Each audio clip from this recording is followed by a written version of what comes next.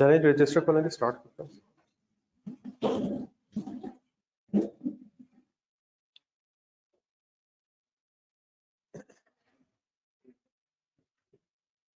Register खोलें जी, kindly check करें क्या बात चल रही थी।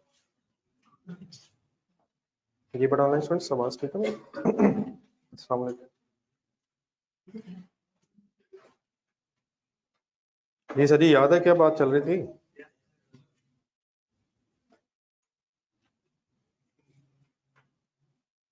जी क्वेश्चन नंबर 2 हो गया था कंप्लीट?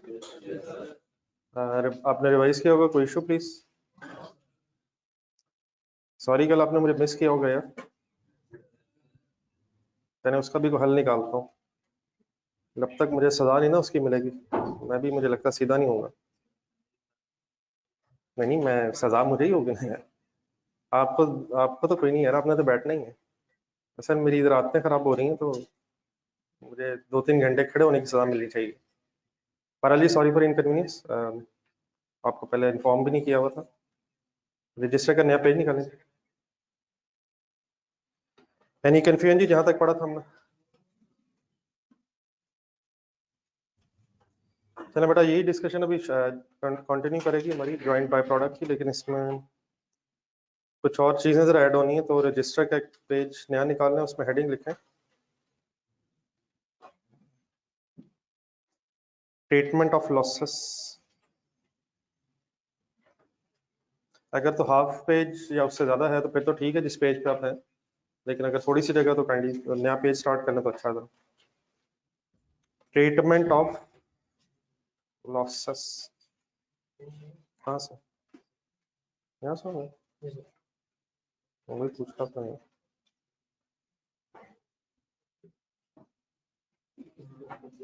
जी ऑनलाइन स्टूडेंट सब ओके प्लीज? चलो बेटा स्टार्ट कीजिएगा प्लीज। नई चीज है treatment of losses. Sometimes production process में रॉ मटेरियल जितना इन किया जाता है उतना ही जरूरी नहीं कि आउटपुट में भी मींस फिनिश गुड्स में कन्वर्ट हो जाए। मैन्युफैक्चरिंग प्रोसेसेस में sometimes raw material input quantity कुछ और होती है और प्रोसेस में कुछ लॉस हो जाता है और जो आउटपुट बनती है उसकी क्वांटिटी डिफरेंट हो जाती है। मतलब ये कुछ जरूरी नहीं कि फॉर एग्जांपल अगर 100 केजीज इन हुए हैं तो एग्जैक्टली 100 केजीज ही फिनिश गुड्स बन जाए। प्रोडक्शन प्रोसेसेस के अंदर समटाइम्स क्या हो जाता है, तो लॉसेस गुड्स का इस वक्त हम लॉस डिस्कस करेंगे, रॉ मटेरियल वगैरह का लॉस। इस तरह की थोड़ी सी बात मैंने एक्सप्लेन नहीं की थी। जरा क्वेश्चन नंबर 2 ढूंढना, जरा क्वेश्चन नंबर 2 की एक डायग्राम जरा ढूंढे रजिस्टर में। जरा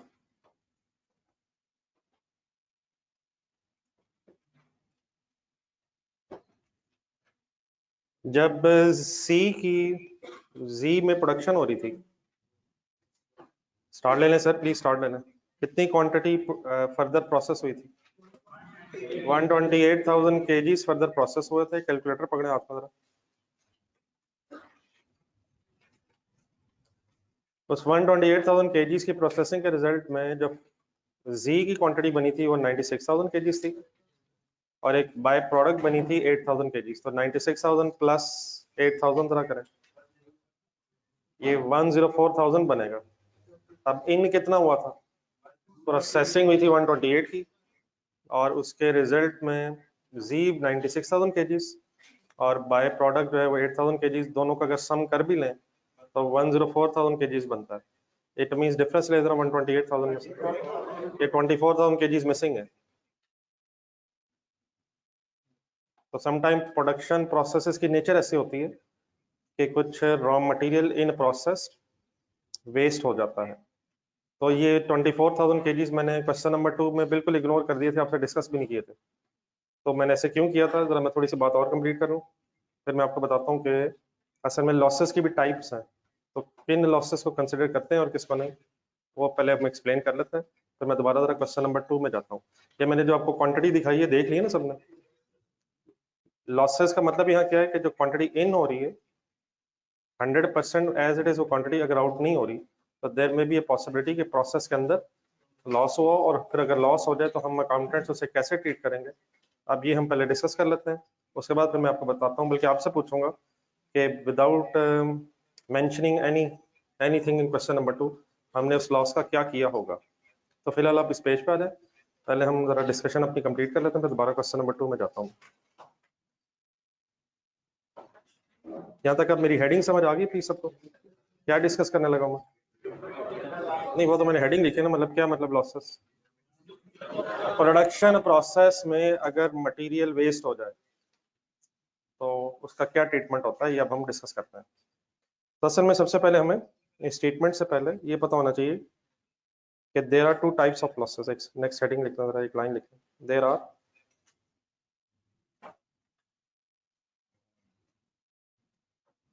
2 types of losses.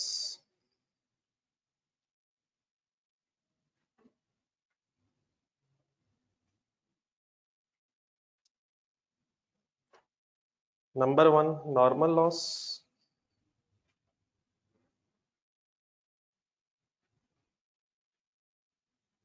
and second is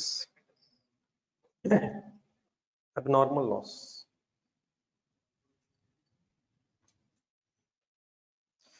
accounting point of view से लॉसेस की 2 टाइप्स बन जाती हैं, normal loss and abnormal loss. थोड़ा सा जरा इन्हें पहले ब्रैकेट्स में एक्सप्लेन करना जरा नीचे इसके।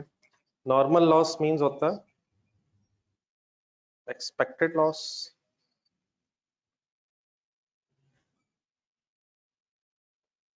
which cannot be controlled.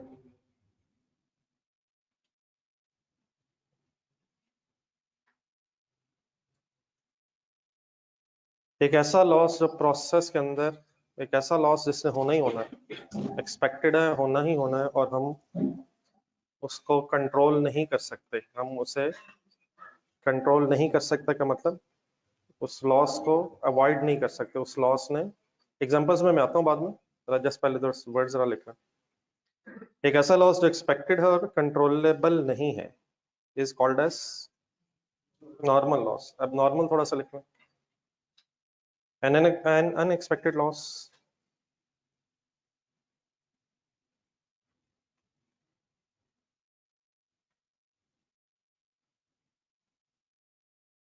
which can be controlled,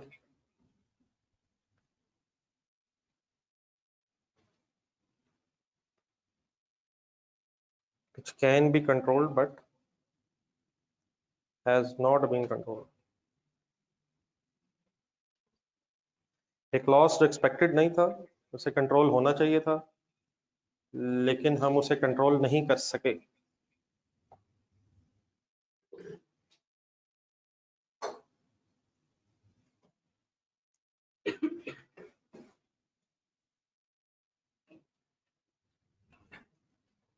expected losses are called as normal loss, और अगर एक लॉस नहीं होना चाहिए था, उसे कंट्रोल करना चाहिए था लेकिन कंट्रोल नहीं हो सका, that is loss is called as abnormal loss.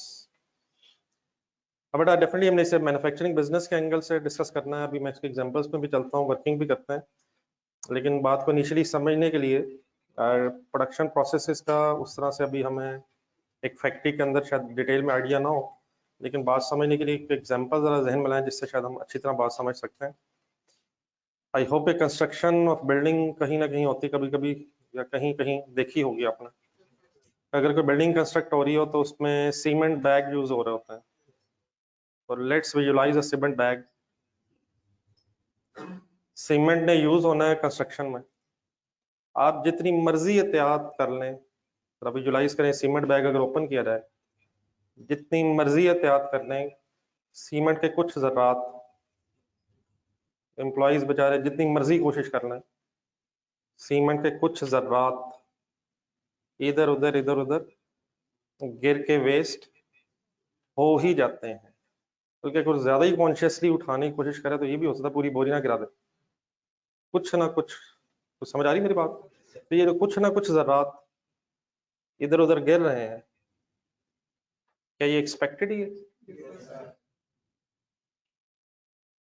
आप जितनी मर्जी एहतियात करने की कोशिश कर लें, कुछ ना कुछ, हाँ डेफिनेटली ये नहीं कि बिल्कुल ही एहतियात ना करें, लेकिन जितनी मर्जी कोशिश कर लें, जो थोड़ा बहुत सीमेंट वेस्ट हो रहा है, that is in normal circumstances expected है, इसने हो ही जाना है। लेकिन फॉर एग्जांपल अगर आपने 100 बैग्स खरीदे हुए थे और शाम हो गई, काम रुक गया, एम्प्लॉयज घर को चले गए और सुबह जब वापस आए तो शायद रातों रात किसी को जरूरत पड़ी और सारे तो नहीं चले, 10 15 20 गायब हो गए। क्या ये कंट्रोल होना चाहिए था? कोई ना कोई वहां गार्ड शार्ड रख लेना चाहिए था। लेकिन मेरी तरह अगर गार्ड होगा तो रात को नींद आ जाएगी उसे, तो असूलन उसे सोना नहीं चाहिए था। तो ये जो एक्सपेक्टेशन से डिफरेंट हुआ, यानी कि इसे कंट्रोल कर लेना चाहिए था। क्या हम ये थेफ्ट कंट्रोल कर सकते थे? लेकिन अगर नहीं कंट्रोल हो सकी तो अब ये जो एक्स्ट्रा फॉर एग्जांपल 10 15 20 बैग जाया हो गए, ये कहलाएंगे अब नॉर्मल लॉस। या इसी तरह फॉर एग्जांपल सीमेंट बैग खोला जा रहा था, कुछ ना कुछ तो गिरना ही था, लेकिन अपनी नेग्लिजेंस की वजह से या जल्दबाजी के चक्कर में अगर सीमेंट ज्यादा जाया हो गए, तो एक्सपेक्टेशन से अगर ज्यादा वेस्ट हो रहा है तो फिर वो अब नॉर्मल है। कुछ मेरी बात समझ आई? What is expected loss? जिसने हो जाना है।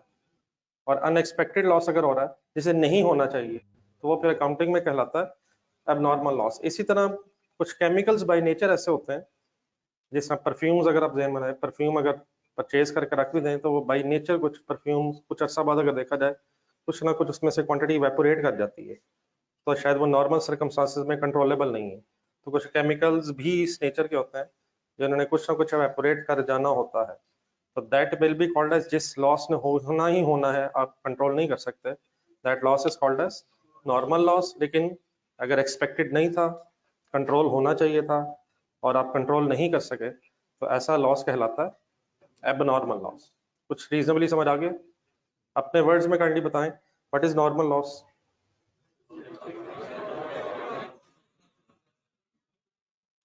And what is abnormal loss? अब मैं अगर सपोज आपसे कहूं कि 2% नॉर्मल लॉस है, तो इसका क्या मतलब हुआ? फॉर एग्जांपल 2% अगर नॉर्मल लॉस है, सॉरी, तो इसका क्या मतलब हुआ कि अगर आप 100 केजी इन करेंगे तो 2 केजीज वेस्ट हो जाएंगे। लेकिन अगर फॉर एग्जांपल 3 केजीज वेस्ट हो गए तो 2 केजीज नॉर्मल लॉस थे, और जो एक्स्ट्रा लॉस हुआ है, नॉर्मल से अबव जो लॉस हुआ है, वो फिर नॉर्मल कहलाता है। For example normal loss expected ही नहीं था, तो अब अगर 1 केजी भी वेस्ट हुआ है, कुछ भी वेस्ट हुआ है, वो सारा नॉर्मल कहलाएगा। अगर 5% नॉर्मल है और 7% हो जाए, तो 5% से ऊपर जो 2% लॉस हो रहा है, वो फिर अब नॉर्मल कहलाएगा। तो loss which is over and above the normal is called as abnormal loss. कुछ क्लियर है प्लीज? तो व्हाट इज नॉर्मल लॉस? जो एक्सपेक्टेड है, जिसे कंट्रोल नहीं किया जा सकता। और अगर कोई अनएक्सपेक्टेड लॉस था, आइडियली उसे कंट्रोल होना चाहिए था, लेकिन अगर कंट्रोल नहीं हो सका है, तो that loss is called as abnormal loss. अब आए जरा कुछ फिगर्स की बेस पे समझते हैं कि इसकी काउंटिंग अगर लॉसेस हो जाए तो क्या होनी चाहिए। दोबारा पहले ये यहाँ तक नोट हो गया था ना आपको? इसी के नीचे एक एग्जांपल बना लेंगे। फॉर एग्जांपल, ये सिंपल एग्जांपल,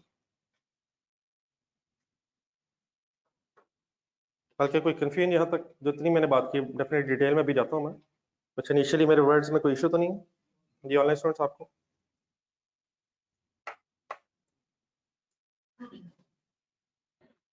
चले फिर एग्जांपल लिखें।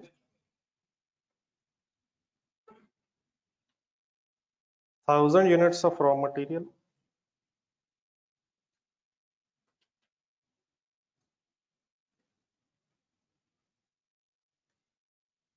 are imported at the rate of 500 per unit.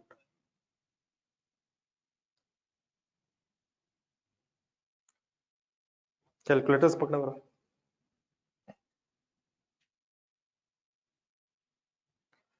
Let's assume 1000 units of raw material import हुए। इंपोर्ट क्या होती है जी? परचेज ही है, इंपोर्ट परचेज ही को कहते हैं। लेकिन परचेज अगर पाकिस्तान से बाहर से की जाए, फॉर एग्जांपल लेट्स अज्यूम आपने जर्मनी से परचेज किया रॉ मटेरियल, 1000 यूनिट्स खरीदे और एक यूनिट की सपोज प्राइस है 500, टोटल परचेज कॉस्ट कितनी हो जाएगी? Total purchase cost next time में लिखें। Sorry 5 lakh 1000 into 500 per unit.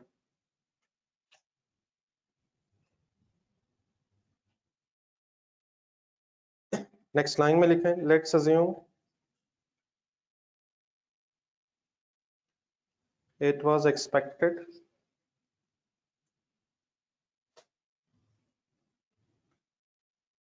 that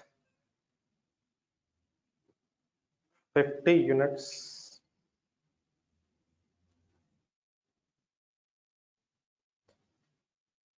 will be of no use.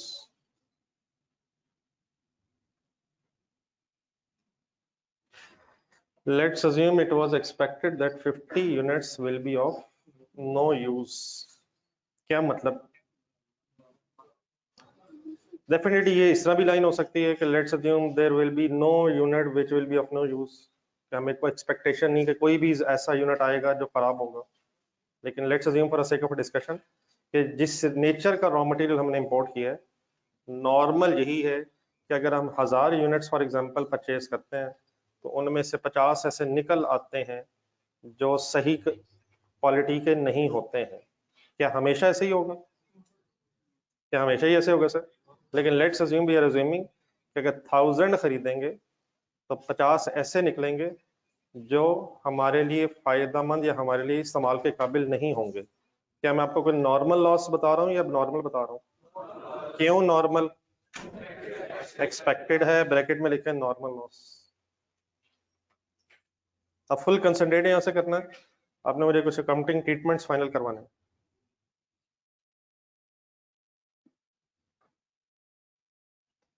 अब क्या ये पॉसिबल है कि जब ये एक्चुअली 1000 यूनिट्स आए तो एक्चुअल लॉस इस 50 से कम या ज्यादा हो जाए? क्या हो सकता है जब यूनिट्स वाकई आए? क्या ये एक्सपेक्टेड है, एक्चुअल है? तो क्या ये पॉसिबल है कि जब वाकई 1000 यूनिट्स आप तक पहुंचे और आप उन्हें इंस्पेक्ट करें तो पता चले 60 फॉर एग्जांपल ऐसे आ गए जो सही नहीं है? क्या ये भी हो सकता है 20 खराब निकला है? तो इट इज क्वाइट पॉसिबल कि actual loss is more then और लेस देन एक्सपेक्टेड लॉस। लेकिन लेट्स अज्यूम अब 3 सिनेरियोज हमने बनाने। फर्स्ट सिनेरियो बनाया जरा।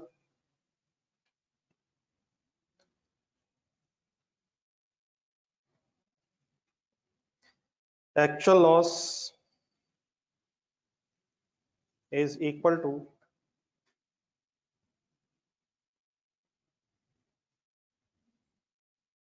expected loss. Let's assume जब 50 यूनिट्स हम एक्सपेक्ट कर रहे थे कि सही नहीं होंगे, एक्चुअली बी सपोज उतने ही सही नहीं निकले। डेफिनेटली फिर इसमें फर्दर वेरिएशंस मैं भी ऐड करता हूँ। यहां तक मेरी एग्जांपल क्लियर है प्लीज? कितने यूनिट्स इंपोर्ट हुए जी? एक यूनिट की प्राइस क्या है? 5 लाख रुपए के यूनिट्स, ये 5 लाख परचेज कॉस्ट है। अब एक्चुअल लॉस कितना है? 50 ही है, एक्सपेक्टेड के बराबर अज्यूम कर रहा हूं। अब यकीनन बेटा जो 5 लाख रुपए आपने पे किए, इसकी कोई जरा एक एंट्री जरा फाइनल कर दो, कोई एंट्री बता दो। Purchases debit, raw material purchases debit, cash available credit, तो बात वही हो रही है। अब ये 5 लाख रुपया डेफिनेटली अपने कितने यूनिट्स का दिए? 5 लाख रुपए कितने यूनिट्स का दिए? 1000 यूनिट्स का दिए। लेकिन क्या आपको पता था कि इसमें से 50 सही नहीं होंगे?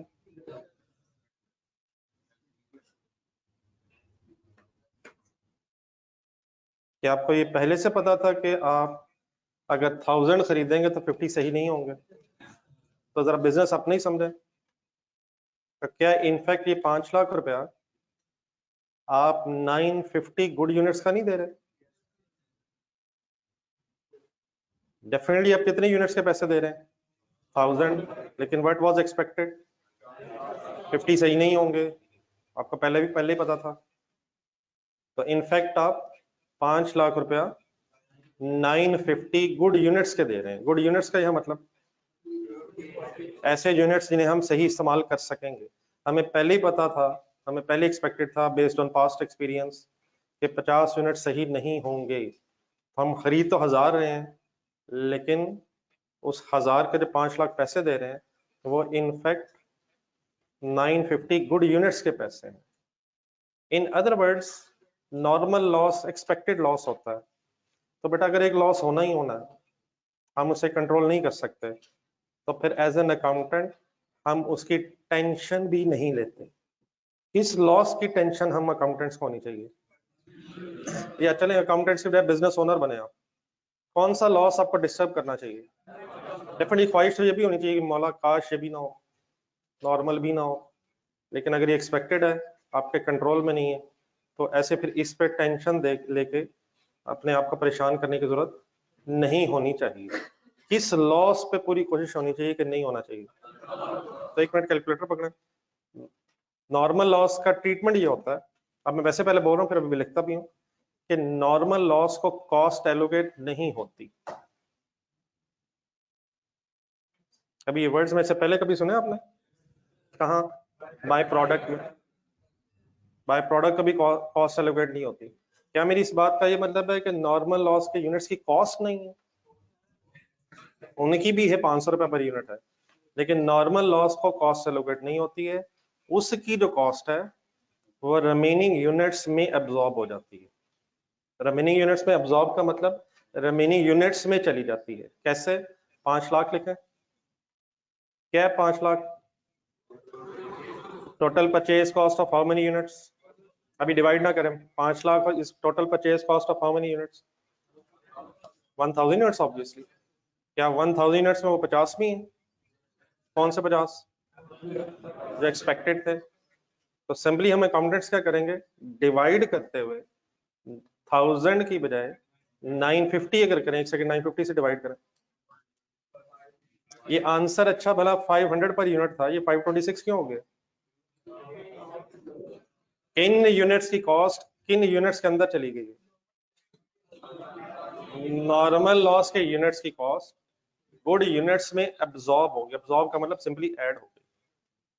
तो we accountant simply do not allocate the cost to normal loss, instead its cost is absorb by the remaining good units. यहां तक ठीक है प्लीज? Any confusion? ऐसे क्यों कर रहे हैं हम? हम सिंपली किसे इग्नोर कर रहे हैं? क्योंकि वो हमारे कंट्रोल में नहीं है, तो हम उसको सामने रख के बार बार टेंशन नहीं लेना चाह रहे हैं। हम अपना नसीब समझ रहे हैं ये होना ही था, तो बस इसका मतलब ये हुआ कि हमें एक यूनिट 500 रुपए का नहीं, ये अप्रोक्सीमेटली हमें 526 समथिंग रुपीज का ही पड़ रहा है। यहाँ तक ओके प्लीज? लेकिन इसमें मेरा एक वेरिएशन और ऐड कर लें, फिर दोनों सिनेरियोज भी बना लेते हैं। अब ये भी पॉसिबल है कि ये नॉर्मल लॉस के जो यूनिट्स हैं ये हमारे यूज में तो नहीं है, लेकिन हम इसे कुछ स्क्रैप के तौर पे शायद कहीं मार्केट में बेच सकते हो। एक सिनेरियो तो ये है कि इस नॉर्मल लॉस के यूनिट्स का कुछ नहीं हो सकता, बस ये आए हैं और हमने इन्हें सिंपली थ्रो अवे करना है, फेंक देना है। लेकिन if there is a recovery value of this normal loss units, these normal loss units, तो let's assume once again, calculator पकड़ें, suppose 1 unit of normal loss can be sold at rupees for example 45। कितने units अब loss हुए हैं? तब 15 to 45 करें जरा। ये जो भी फिगर आई अभी किस चीज की फिगर आई है? ये recovery value of normal loss की फिगर, ठीक है प्लीज? अब ये बेच के हमें पैसे मिलने हैं या हमने देने हैं? अभी हमें मिलेंगे। तो if normal loss has some recovery value, तो देन फिर इस जो अमाउंट आपके कैलकुलेटर पे आई है इसकी एंट्री इस तरह से बनेगी कि कैश तो डेबिट ही होना है। ओके सर, थोड़ा सा जरा बाय प्रोडक्ट ध्यान में लाएंगे जरा, बाय प्रोडक्ट की भी कोई रिकवरी वैल्यू हो सकती है, रजिस्टर में देखें जरा थोड़ा सा। एक minute, just revision. Question number 1 से पहले ढूंढे जरा recovery value of normal loss का treatment, sorry recovery value of by product का ट्रीटमेंट। दो वेज पढ़े थे हमने। नंबर 1, या तो उसे अदर इनकम बना लें, ऑल्टरनेटिवली उसे जॉइंट कॉस्ट से नेट ऑफ करना है। ये जो नॉर्मल लॉस की रिकवरी वैल्यू है इसे अदर इनकम नॉर्मली नहीं बनाया जाता, इसका ट्रीटमेंट उसी तरह का जो वहां सेकंड ट्रीटमेंट लिखा हो, जो शायद वहां भी प्रेफरेबल है, वहां भी एक पढ़े जरा, नॉर्मली प्रेफरेबल बाय प्रोडक्ट में भी क्या है कि उसे भी कॉस्ट में से नेट ऑफ ही किया जाए। ठीक है प्लीज। तो अब वापस अगर इधर आए हम, तो ये जो अमाउंट आई है इसकी एंट्री बन जाएगी कैश डेबिट, कैश डेबिट। लेकिन क्योंकि नहीं बेटा नॉर्मल लॉस नहीं शायद, लेकिन क्योंकि प्रोडक्शन अभी बेटा इसलिए वर्ड नहीं होगा क्योंकि ये रॉ मटेरियल की परचेज में से लॉस है। अगर ये फिनिश गुड्स का कोई लॉस हो रहा होता, वहां जो हम बात कर रहे थे वो जॉइंट मैन्युफैक्चरिंग कॉस्ट हमने इसलिए वर्ड लिखा था क्योंकि जॉइंट प्रोडक्ट्स फिनिश गुड्स के तौर पे बन गई थी। तो अभी ये लॉस जो है परचेजेस में से हो रहा है। 5 लाख रुपया जो परचेज कॉस्ट है उसमें से जब नेट ऑफ करेंगे तो आपकी एंट्री आ जाएगी cash debit purchase cost credit. हाँ, अगर यही फिनिश गुड्स का कोई नॉर्मल लॉस होता और उसको हम बेच रहे होते हैं, कोई डिफरेंस है रॉ मटेरियल फिनिश गुड्स में? रॉ मटेरियल को जस्ट अभी आपने खरीदा है और फिनिश गुड्स को आपने खरीदने के बाद लेबर ओवरहेड्स का खर्चा करके फिनिश गुड्स में कन्वर्ट करते हुए लेबर ओवरहेड्स का खर्चा करके मींस मैन्युफैक्चरिंग कॉस्ट इंकर कर दी है। तो अगर फिनिश गुड्स में से लॉस हुआ है और उसकी कोई रिकवरी वैल्यू है, वो डेफिनेटली फिर मैन्युफैक्चरिंग कॉस्ट क्रेडिट हो रही होगी। मैं इस वक्त एग्जांपल जरा ले रहा हूँ कि रॉ मटेरियल परचेज हुआ है और उसी वक्त लॉस एक्सपेक्टेड था, इसलिए थोड़ा सा वर्ड अगर चेंज कर दूं तो होपफुली कोई कंफ्यूजन नहीं होगी। 5 लाख क्या था? Purchase cost. यही अगर मैं फिनिश गुड्स की बात कर रहा होता तो मैं सिर्फ परचेज कॉस्ट ना लेता, उसमें लेबर भी ऐड करता, ओवरहेड्स भी ऐड करता। फिनिश गुड्स को बनाने में मैन्युफैक्चरिंग कॉस्ट इंकर होती है, तो फिर डेफिनेटली हम cash debit manufacturing cost credit कर रहे होते हैं। लेकिन इस केस में अभी हमने जस्ट परचेज किया है, तो परचेज कॉस्ट में से जब रिकवरी वैल्यू लेस करेंगे तो entry would be cash debit and purchases credit या परचेज कॉस्ट क्रेडिट। यहाँ तक कुछ क्लियर है प्लीज? हाँ, अब जो मैंने बातें की हैं, 2 सिनेरियोज यहाँ बन गए इसी पॉइंट 1 में, उसको थोड़ा सा लिख लो। First possibility, normal loss as, इस पॉइंट 1 में अब 2 पॉसिबिलिटीज हैं तो उसको ये कह रहा हूँ, normal loss has no recovery value.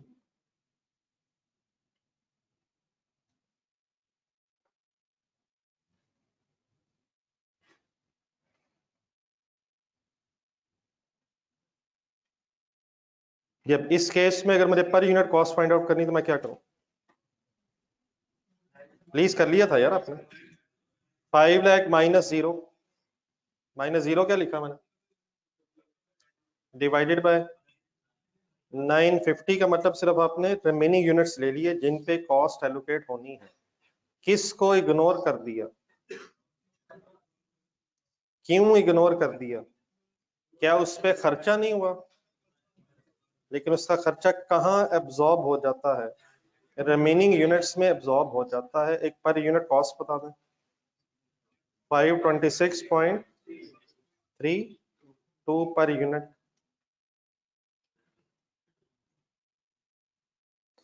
ये क्लियर है? ये 500 से 526 बनने का मतलब ये है कि किसकी कॉस्ट कहाँ चली गई, बोला करें।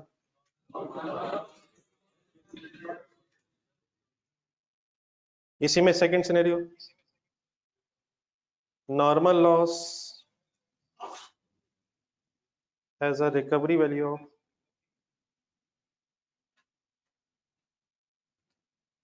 Rupees suppose 45 per unit.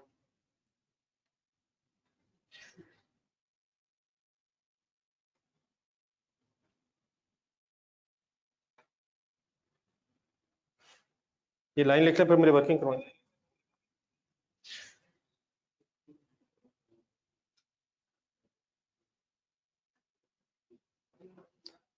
5 lakh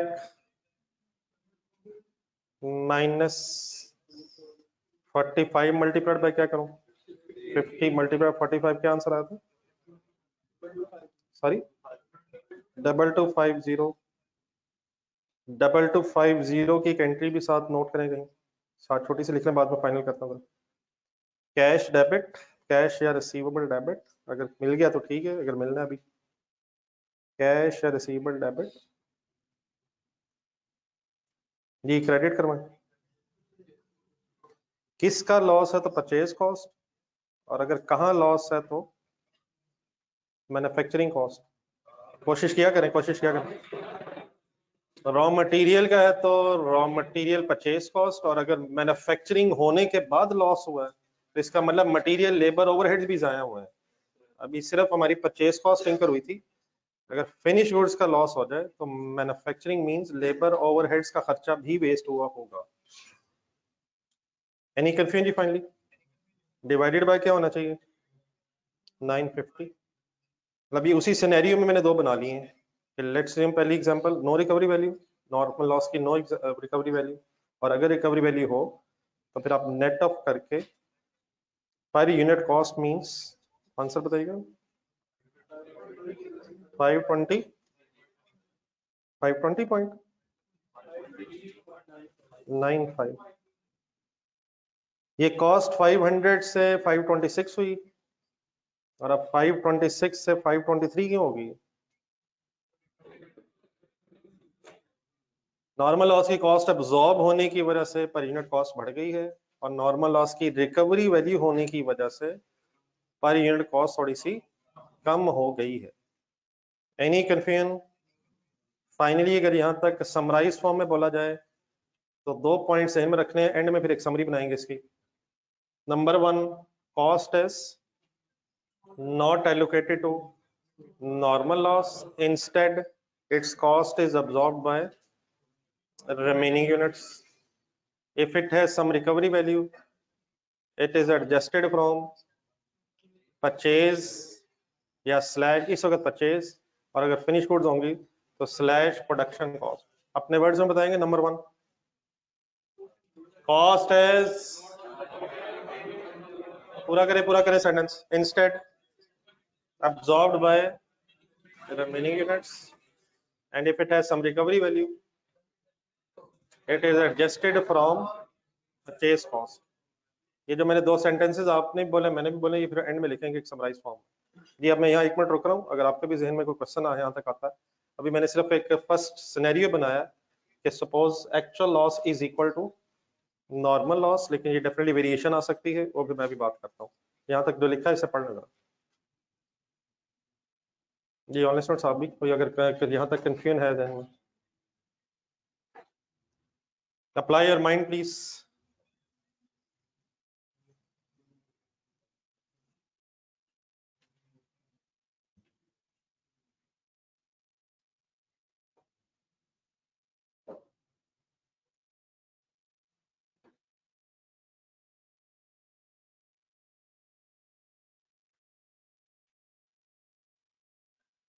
इस खामोशी की वजह कोई ज्यादा खतरनाक तो नहीं है ना? एनी कंफ्यूजन है? नंबर 2 पॉइंट बनाए ऑनलाइन स्टूडेंट्स आप।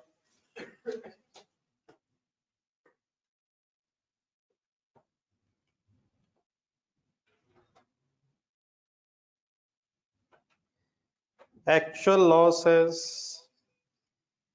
अच्छा ऊपर जो सिनेरियो छोटा सा मैंने बनाया था, एक सेकंड बोर्ड पर देखें। अभी भी एग्जांपल वही है, 1000 यूनिट्स परचेज हुए, 500 रुपए का सपोज एक यूनिट था, 50 लॉस एक्सपेक्टेड था, 5 लाख रुपए परचेज कॉस्ट थी। लेकिन रादर देन पॉइंट 1 जो ऊपर मैंने लिखा था, उसकी जगह जिसमें मैंने क्या अज्यूम किया था, एक्चुअल लॉस सपोज उतना ही है जितना एक्सपेक्टेड था, उस सिनेरियो का जरा चेंज कर रहा हूँ।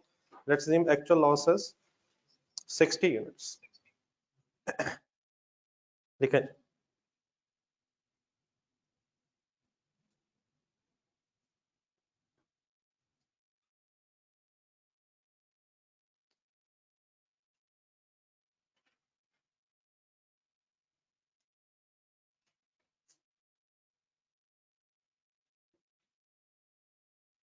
जी, what is the change in this situation?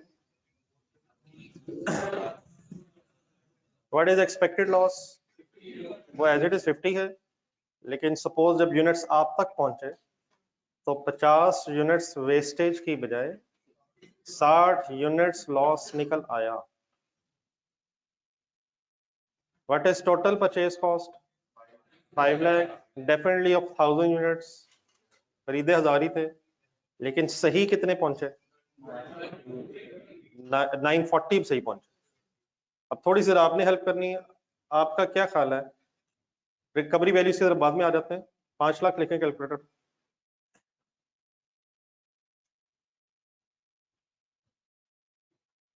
आप बताएं आपका क्या ओपिनियन है कि अब ये 5 लाख कितने पे डिवाइड होना चाहिए? 940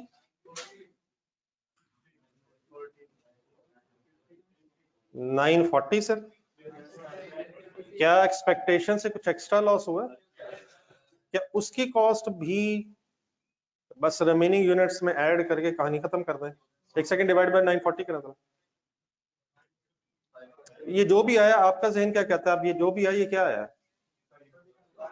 रिमेनिंग यूनिट्स की पर यूनिट कॉस्ट आ गई। क्या इन रिमेनिंग यूनिट्स की पर यूनिट कॉस्ट में नॉर्मल लॉस की कॉस्ट भी है और क्या कुछ एबनॉर्मल लॉस भी है? ये 60 एबनॉर्मल है। इसका जरा हाथ से जरा पहले एक ब्रेकअप लिखा है। इस सिचुएशन में ये 60 क्या है?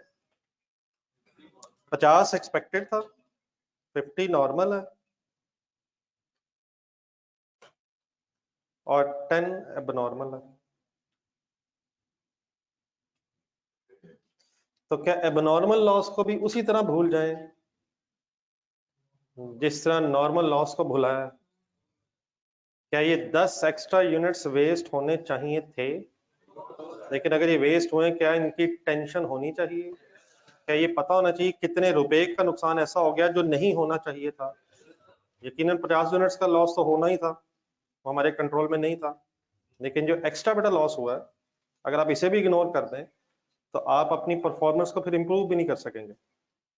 अगर जितना लॉस हो रहा है वो सारे बस इग्नोर करते जाएं और ये आइडेंटिफाई ना करें कि कौन सा लॉस ऐसा था जो हमारे कंट्रोल में नहीं था और कौन सा लॉस ऐसा है जो हमारे कंट्रोल में था, तो फ्यूचर में फर्दर लॉसेस भी होंगे। क्या आइडेंटिफाई होना चाहिए कि 10 यूनिट्स क्यों वेस्ट हुए हैं, इसको इन्वेस्टिगेट भी होना चाहिए। और अगर इस दफा कुछ नहीं भी फॉर एग्जांपल कर सकते तो नेक्स्ट टाइम ये पूरी कोशिश होनी चाहिए कि कम से कम वो लॉस तो ना हो जो हमारे कंट्रोल में था, और अगर हुआ है तो फिर ये भी आइडेंटिफाई होना चाहिए कि ये किसकी नेग्लिजेंस की वजह से हुआ है और उसको फिर शायद पेनलाइज वगैरह भी होना चाहिए। तो जब तक ये ना पता चले कि इन 10 यूनिट्स की वजह से कितना लॉस हुआ है तो शायद हम फ्यूचर में अपने बिजनेस की फर्दर इंप्रूवमेंट भी नहीं कर सकेंगे। ये 50 के एंगल से ये सारी बहस क्यों नहीं की मैंने?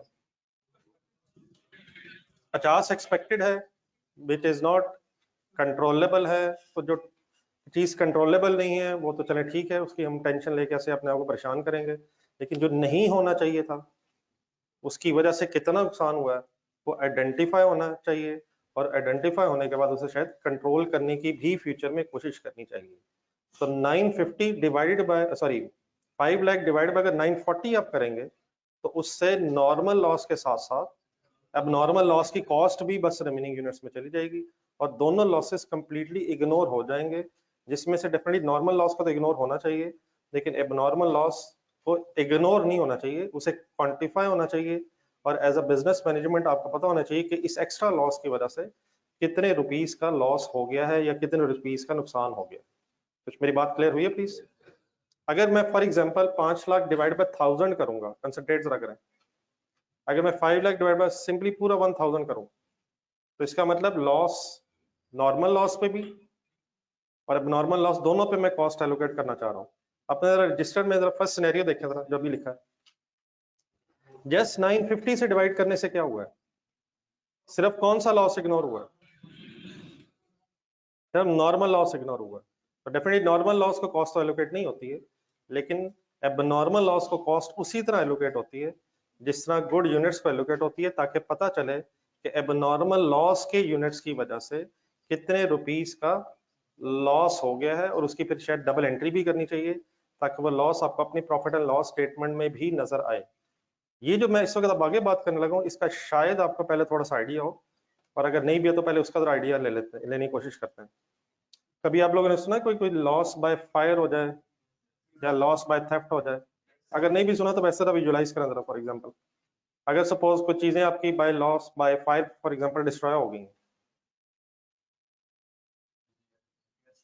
तो उसकी कोई अमाउंट ऑफ लॉस कैलकुलेट होनी चाहिए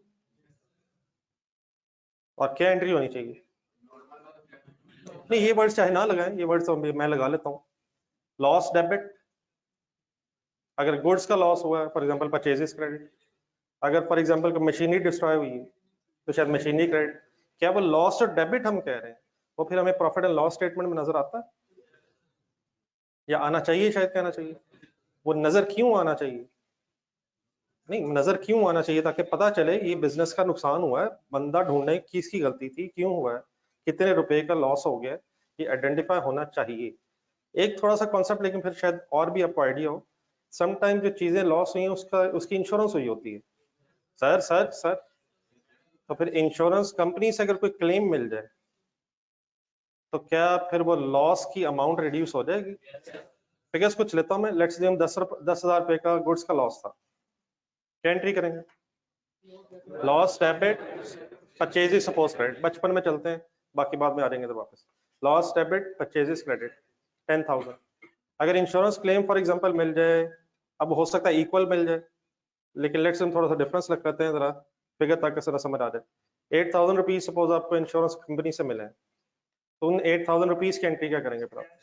कैश डेबिट और फिर लॉस क्रेडिट कर लेंगे। कैश मिल जाने से, इंश्योरेंस क्लेम मिल जाने से आपका लॉस 10,000 नहीं रहा, वो नेट करके 2,000 रह जाएगा। तो 8,000 की एंट्री हो जाएगी कैश डेबिट और लॉस क्रेडिट, और फिर जो नेट लॉस है 2,000 वो फिर आपके प्रॉफिट एंड लॉस स्टेटमेंट में अपीयर हो रहा होगा। ऑब्वियसली अगर इंश्योरेंस क्लेम नहीं मिला तो फिर 10,000 पूरा का पूरा लॉस था, लेकिन अगर कुछ रिकवर हो जाए तो आपका नेट लॉस रिड्यूस हो जाएगा। बिल्कुल उसी तरह से एबनॉर्मल लॉस को भी कॉस्ट एलोकेट की जाती है, और अगर इसकी कोई रिकवरी वैल्यू हो, किसकी? एबनॉर्मल लॉस की, तो वो फिर एबनॉर्मल लॉस की कॉस्ट में से नेट ऑफ करके लिखी जाती है। अब आए, बहुत सारी बातें हो गई हैं, इसको थोड़ा सा मैं फिगर्स के साथ एक्सप्लेन कर दूं, फिर जहां जहां आपकी कंफ्यूजन रह जाएगी और प्लीज सोचा करें, वो फिर फाइनल करते हैं। यहां तक से 60 का ब्रेकअप ओके। ये इस केस में number 1,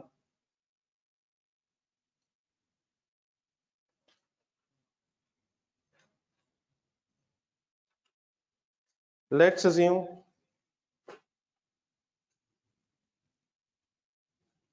normal loss has a recovery value of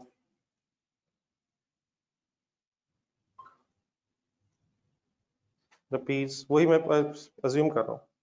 अच्छा, यहाँ मैं स्टेट में अज्यूम कर रहा हूँ कि सपोज रिकवरी वैल्यू है किसकी, लेकिन और अगर ना होती फिर डेफिनेटली हम इसे इग्नोर कर देता। मैं उस तरह से दो नहीं सिनेरियो बना रहा। ये मेरी बात समझ आ रही है प्लीज? मैं अभी वंस अगेन किसकी बात कर रहा हूँ फिलहाल? नॉर्मल लॉस की रिकवरी वैल्यू की बात कर रहा हूँ। अगर ये नॉर्मल लॉस की रिकवरी वैल्यू अभी भी है, इस सिनेरियो में भी है, तो कैसे पर यूनिट कॉस्ट निकालूं? 5 लाख माइनस 2250, ठीक है। What is the treatment of normal loss? Cost is not allocated and its recovery value is deducted from purchase cost. Base बनवाएं जरा मुझे, जहां भी, एक मिनट रुके, बेस बनवाएं। बेस में 1000 लिखूं, 1000 लिखूंगा तो क्या होगा? 1000 लिखूंगा तो प्लीज क्या होगा, क्या होगा, क्या होगा? नॉर्मल लॉस को भी कॉस्ट एलोकेट होगी। क्या लिखूं? 940 यार, 940 लिखूंगा तो प्लीज बताएं क्या होगा? अब नॉर्मल लॉस की कॉस्ट नहीं, मेरा ख्याल है अब नॉर्मल लॉस की कॉस्ट भी अब्सॉर्ब हो जाए। सही वर्ड्स नहीं मेरे ख्याल है, हो सकता है कुछ लोग सही बोल रहे हैं, मेरे से सुना था। 1000 लिखेंगे तो क्या होगा मुझे बताने दें।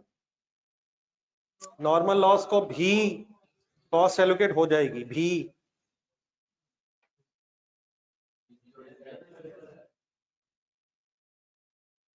नाइन 50 लिखूंगा जस्ट एक सेकंड के लिए, तो 950 लिखने से क्या होगा? नॉर्मल लॉस को कॉस्ट एलोकेट अब नहीं होगी, कहां चली जाएगी? रिमेनिंग में चली जाएगी, रिमेनिंग में चली जाएगी, वो 950 में चली जाएगी। अब 950 में क्या क्या वो सोच लेंगे बाद में। अगर जस्ट 940 लिखूं तो उससे क्या होगा? एबनॉर्मल लॉस की कॉस्ट भी रिमेनिंग में चली जाएगी। तो नॉर्मल की रिमेनिंग में तो जानी चाहिए, लेकिन एबनॉर्मल लॉस के यूनिट की कॉस्ट एबनॉर्मल लॉस को ही एलोकेट होनी चाहिए, को ही एलोकेट होनी चाहिए, ताकि वो नजर तो आए। Any confusion? 950 लिखने से क्या होगा बोल दें आप जरा, सॉरी 940। नॉर्मल लॉस के साथ साथ नॉर्मल लॉस की कॉस्ट भी रिमेनिंग यूनिट्स में चली जाएगी। हमारा एतराज किस पे है? नॉर्मल तो ओके है, लेकिन एबनॉर्मल लॉस की कॉस्ट एबनॉर्मल लॉस को ही एलोकेट होनी चाहिए, तो आप बताएं फाइनली 940 लिखूं, 1000 लिखूं, क्या लिखूं?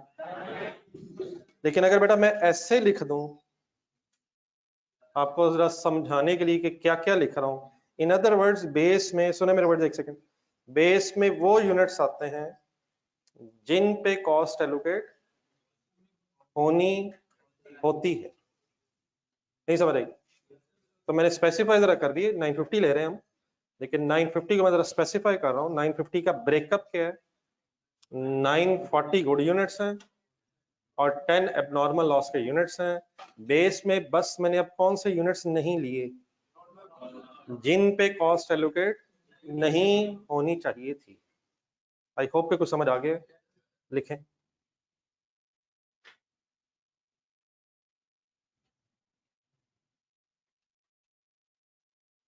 काइंडली सॉल्व भी कर लें, लिख लें।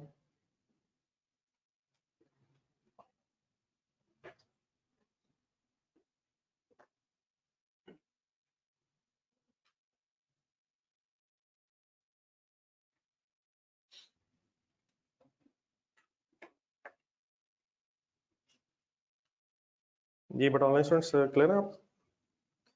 फिगर बेटा प्लीज, फिगर 523.95 पर यूनिट दीजिए।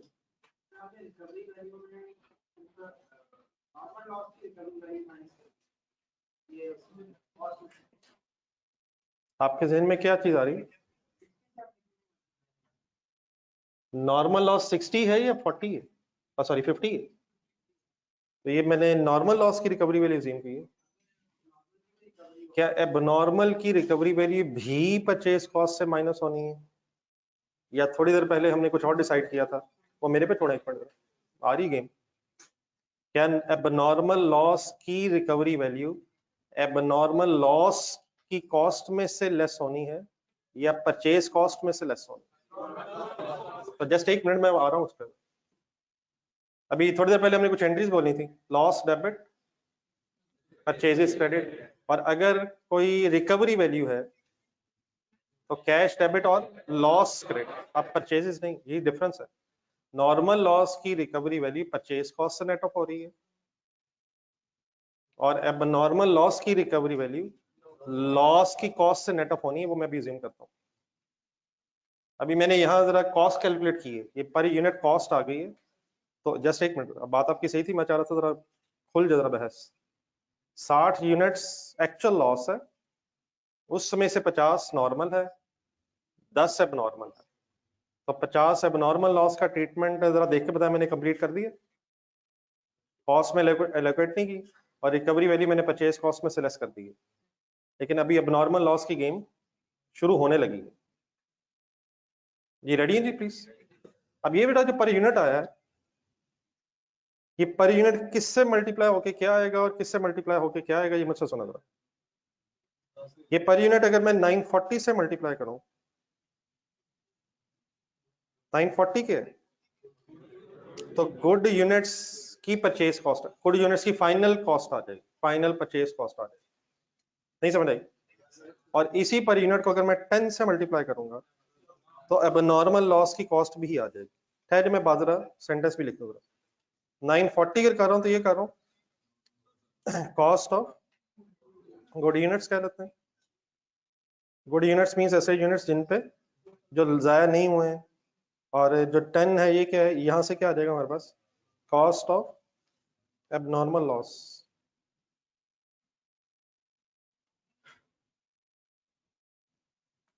कंप्लीट करें। ये पर यूनिट असल में 950 यूनिट्स की कॉस्ट है, लेकिन उन 950 यूनिट्स का ब्रेकअप है 940 गुड यूनिट्स और 10 abnormal loss units. Any confusion is working?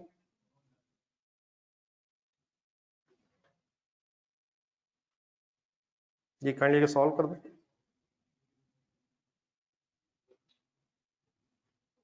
492513 49 sorry 4915 492 4925 round of करने रुपीस में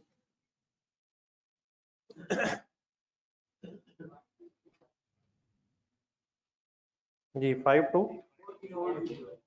राउंड ऑफ कर लें बेटा, थोड़ा सा राउंडिंग ऑफ। रेट जब हम लिख रहे हैं तो पॉइंट्स में जा रहे हैं, 2 डिजिट्स पे जा रहे हैं, लेकिन अगर हम अमाउंट्स लिख रहे हैं तो काइंडली रुपीस में राउंड ऑफ करना है। कर लिया करेंगे। रेट अगर हो तो क्या करेंगे, पॉइंट से बाद 2 डिजिट्स पे राउंड ऑफ कर लें। अमाउंट्स अगर है तो रुपीस में राउंड ऑफ करना है। Any confusion? What is 5240 sorry, working होगी। अकाउंटिंग कंप्लीट करेंगे अब इसकी। अब नॉर्मल लॉस की कॉस्ट 5240 हमारे सामने आ गई है, कोई एंट्री बताएं। अब नॉर्मल लॉस डेबिट, फिलहाल परचेजेस में से हो रहा है तो परचेज कॉस्ट क्रेडिट 5240। क्या ये नॉर्मल लॉस आपको प्रॉफिट एंड लॉस स्टेटमेंट में आप कहीं नजर आएगा? सर जी आएगा sir, profit and loss statement में कहीं नजर आएगा। समवेयर कहाँ नजर आएगा? ग्रॉस प्रॉफिट के बाद ऑपरेटिंग एक्सपेंसेस में, कहीं एडमिन एक्सपेंसेस वगैरह में ऐड होके नजर आ रहा होगा। क्या अब ये अमाउंट आपको डिस्टर्ब करेगी? बिजनेस आपका सर करनी चाहिए सर, क्या ये नुकसान होना चाहिए था?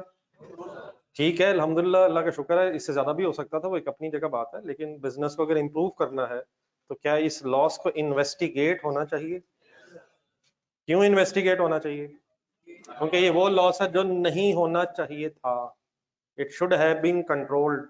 तो किसकी नेग्लिजेंस है, वो बंदा आइडेंटिफाई होना चाहिए और अकॉर्डिंगली कोशिश होनी चाहिए कि ठीक है, साल अगर हो गया है तो कम से कम ये लॉसेस फ्यूचर में रिपीट ना हो। ओके है सर? अब जो भाई एक बात कर रहे थे वो मैं जरा बात कंप्लीट कर लूं जरा। अब ये नॉर्मल लॉस के भी कुछ यूनिट्स बेस्ड है। अब नॉर्मल लॉस के कुछ यूनिट्स आए हुए हैं, कितने? 10 है। क्या ये पॉसिबिलिटी हो सकती है कि ये 10 यूनिट्स भी कहीं से बेच के कुछ लिया जा सकता हो? तो अब किसकी रिकवरी वैल्यू की बात करने लगा हूं? तो ये बात जरा मैं थोड़ी सी जरा कंप्लीट करने देना, मैं एक सेंटेंस जरा लिख दूं। If abnormal loss has a recovery value,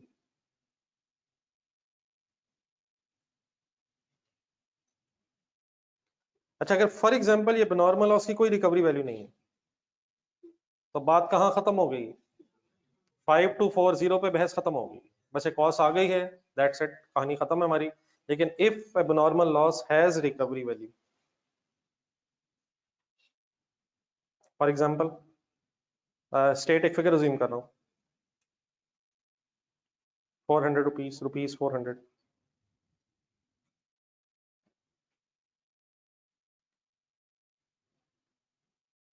total assume कर रहा हूं, पर यूनिट नहीं। लिख लें ये line, if abnormal loss has a recovery value for example rupees 400, लिख के आपने बताना इसका क्या करूं? लिख लें सोच लो।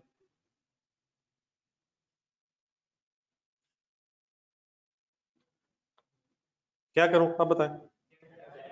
कैश डेबिट और एबनॉर्मल लॉस क्रेडिट, कितना नुकसान हुआ था? 5240, लेकिन इस 400 की वजह से हमारा लॉस कम हो जाएगा तो एंट्री बन जाएगी कैश या receivable debit and abnormal loss credit by rupees 400, और ये नॉर्मल लॉस भी प्रॉफिट एंड लॉस वाला क्रेडिट हो जाएगा।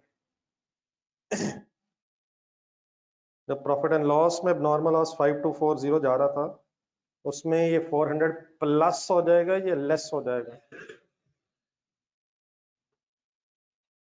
And after these two entries net abnormal loss of rupees, net abnormal loss of rupees 4840 minus 400 will appear in profit and loss statement.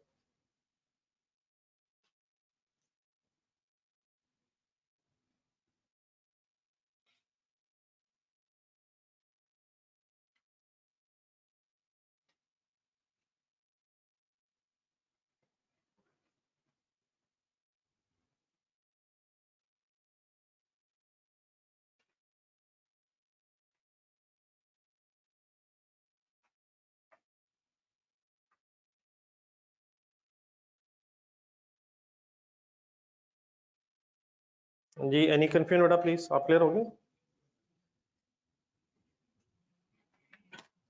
अपने words में जरा try करें, abnormal loss का क्या treatment किया मैंने? क्या इसे कॉस्ट एलोकेट हुई है? एबनॉर्मल लॉस कह रहा हूं सर, क्या इसे कॉस्ट एलोकेट हुई है? और अगर इसकी कोई रिकवरी वैल्यू है तो वो परचेज कॉस्ट में से नहीं, एबनॉर्मल लॉस की कॉस्ट में से फिर नेट ऑफ होती है। तो जिस तरह दो एक पॉइंट्स हमने नॉर्मल लॉस के एंगल से सोचे थे, उसी तरह यहाँ दो पॉइंट्स अब नॉर्मल लॉस के लिए हो जाएंगे। Cost is allocated to abnormal loss and its recovery value is deducted from the cost of abnormal loss. अब ये मैं लिखने लगा हूँ, एक डेफिनेट पॉसिबिलिटी थर्ड सिनेरियो भी बन सकता है। जरा ऊपर जाए वापस, ये अभी हमने बहस 1 और 2 दो पॉइंट्स में की है। पहला पॉइंट था कि एक्चुअल लॉस किसके बराबर है, जितना एक्सपेक्टेड था उतना ही एक्चुअल है। सेकंड आप देख के बताएं क्या है, मैंने मोर अज्यूम किया है या लेस अज्यूम किया? क्या more? Actual is more than expected. एक थर्ड पॉसिबिलिटी भी बेटा हो सकती है कि actual loss is less than expected, लेकिन वो जो लेस देन एक्सपेक्टेड है वो इंशाल्लाह कुछ अर्से बाद डिस्कस करेंगे।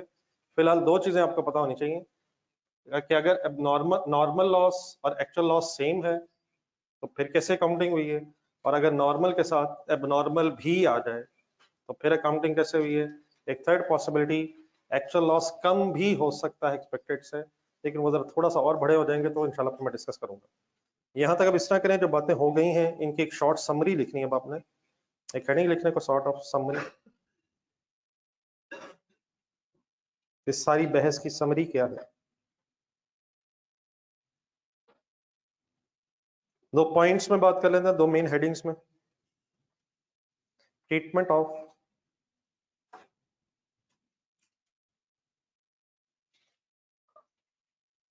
Normal loss.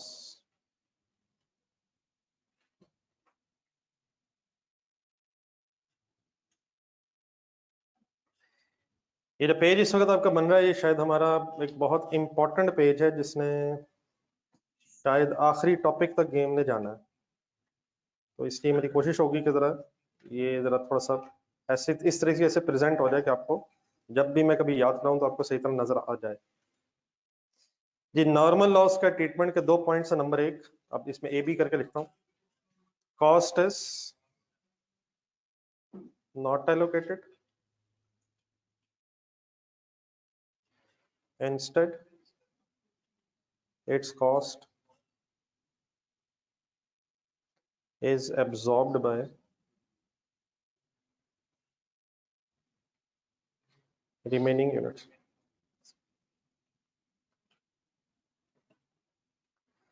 Cost is not allocated, instead its cost is absorbed by remaining units.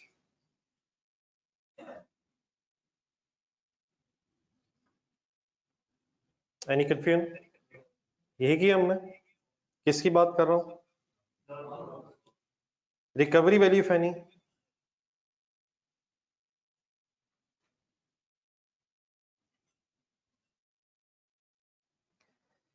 is deducted from, sentence complete करवाएं जरा, परचेज कॉस्ट 5 लाख में से लेस कर रहे थे ना। परचेज कॉस्ट, देखिए बेटा परचेज कॉस्ट के साथ स्लैश करके लिख लें। परचेज कॉस्ट से तब अगर रॉ मटेरियल से रिलेटेड है, और परचेज कॉस्ट की जगह वर्ड हो जाएगा मैन्युफैक्चरिंग कॉस्ट। ये प्रोडक्शन कॉस्ट लिख दो मैन्युफैक्चरिंग कॉस्ट की जगह, एक ही चीज है। नहीं मतलब क्लियर है ना, एक ही चीज है, याद है कब परचेज कॉस्ट से और कब प्रोडक्शन कॉस्ट से। अगर रॉ मटेरियल में से लॉस हो रहा है तो परचेज कॉस्ट से, और अगर प्रोडक्शन प्रोसेस में फिनिश गुड से लॉस हो रहा है तो प्रोडक्शन कॉस्ट से नेट ऑफ कर देंगे। याद रहेगा जी। Number 2 sir, treatment of what, abnormal loss.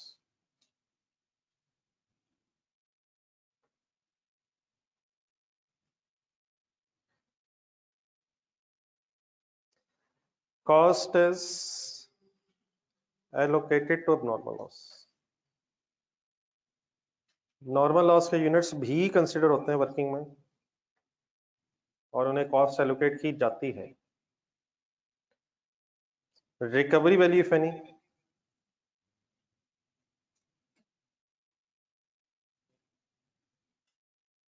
is deducted from,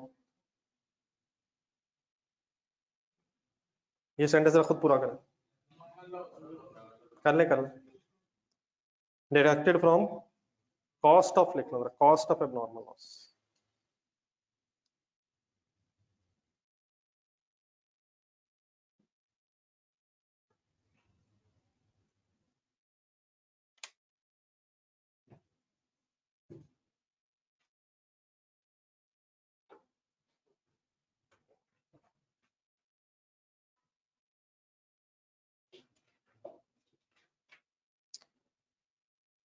ji any confusion?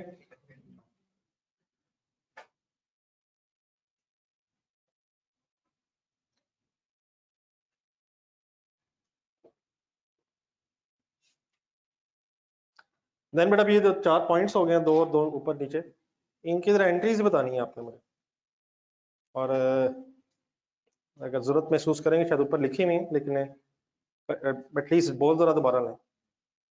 Normal loss के पॉइंट ए की एंट्री सोच के बताएं।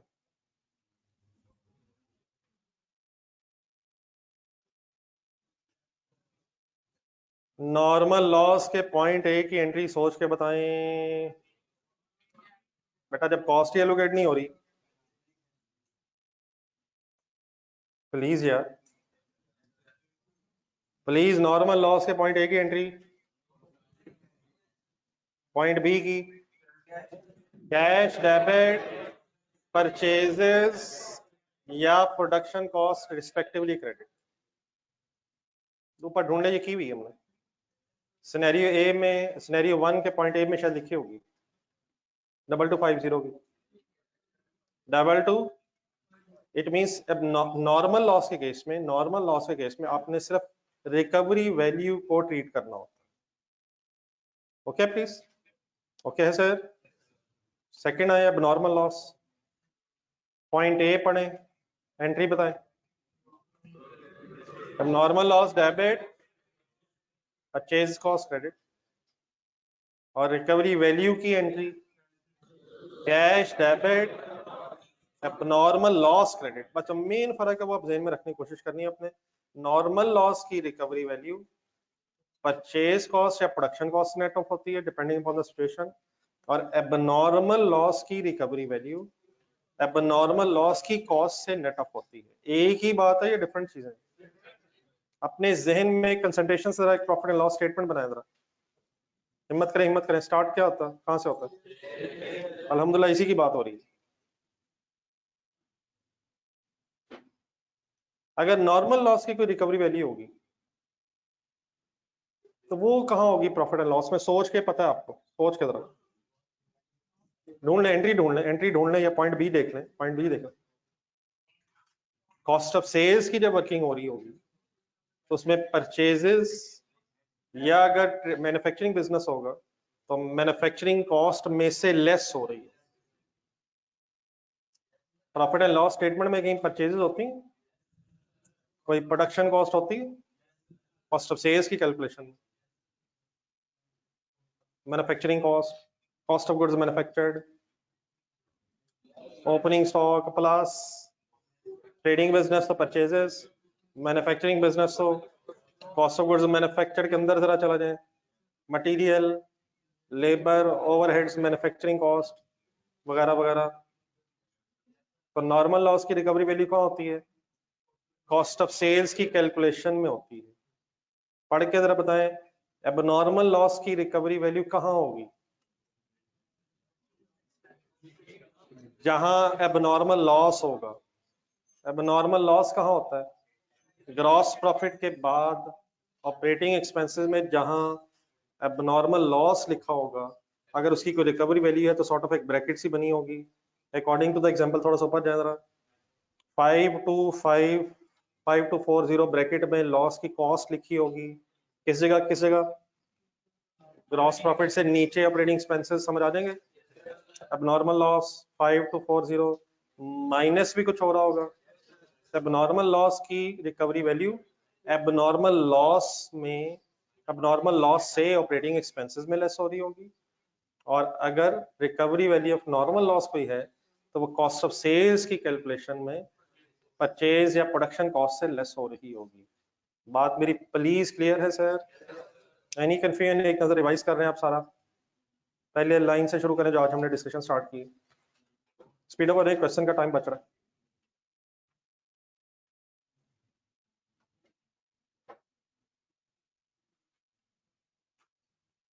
Normal loss has no recovery value then entry again, बता दें। मेरे सामने एक क्वेश्चन आया जी, नॉर्मल लॉस की अगर रिकवरी वैल्यू सर ना हो तो एंट्री अगेन बता दें। अगेन मैं बेटा बाद में बताऊंगा, पहले बताया मैंने, पहले क्या बताइए बेटा? अगर कंसंट्रेशन दोबारा, अब नॉर्मल लॉस को, सॉरी, नॉर्मल लॉस को कॉस्ट एलोकेट होनी नहीं, और अगर रिकवरी वैल्यू नहीं है तो नॉर्मल लॉस ने कंप्लीट इग्नोर हो जाना। कॉस्ट है नहीं, रिकवरी वैल्यू भी नहीं है, तो नॉर्मल लॉस ने सिंपली इग्नोर हो जाना है। अगर बेटा उसकी कोई रिकवरी वैल्यू नहीं है तो उसकी कोई एंट्री नहीं है, तो ना पहले थी ना ही अगेन है। प्लीज, ठीक है? नॉर्मल लॉस की सिर्फ कब एंट्री होनी है? कॉस्ट तो से एलोकेट होनी नहीं है, रिकवरी वैल्यू होगी तो देन उसकी एंट्री है। क्या एंट्री है? बोले बोले, कैश डेबिट, परचेज कॉस्ट चले फिलहाल कह लेते हैं, बाकी पे देख लेंगे आगे। ठीक है बेटा मुजम्मिल जी, अब नॉर्मल लॉस को कॉस्ट एलोकेट होती है, क्या एंट्री होती है? अगर किसी को रिकवरी वैल्यू हो तो उसकी एंट्री क्या होती है? और प्रॉफिट एंड लॉस स्टेटमेंट में फिर आपको ये abnormal loss net of recovery value नजर आ रहा होगा। Any confusion on the part, आपकी तरफ से कोई इशू?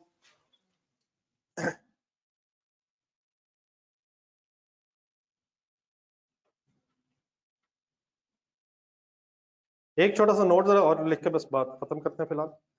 अगर तो क्वेश्चन में पता चल जाए कि लॉस की नेचर क्या है, लॉस की कितनी टाइप्स है नहीं, कौन कौन से, तो अगर तो क्वेश्चन में से पता चल जाए कि लॉस एक्सपेक्टेड था, अनएक्सपेक्टेड था, नॉर्मल था या अबव नॉर्मल है, अगर तो ये पता चल जाए ठीक है।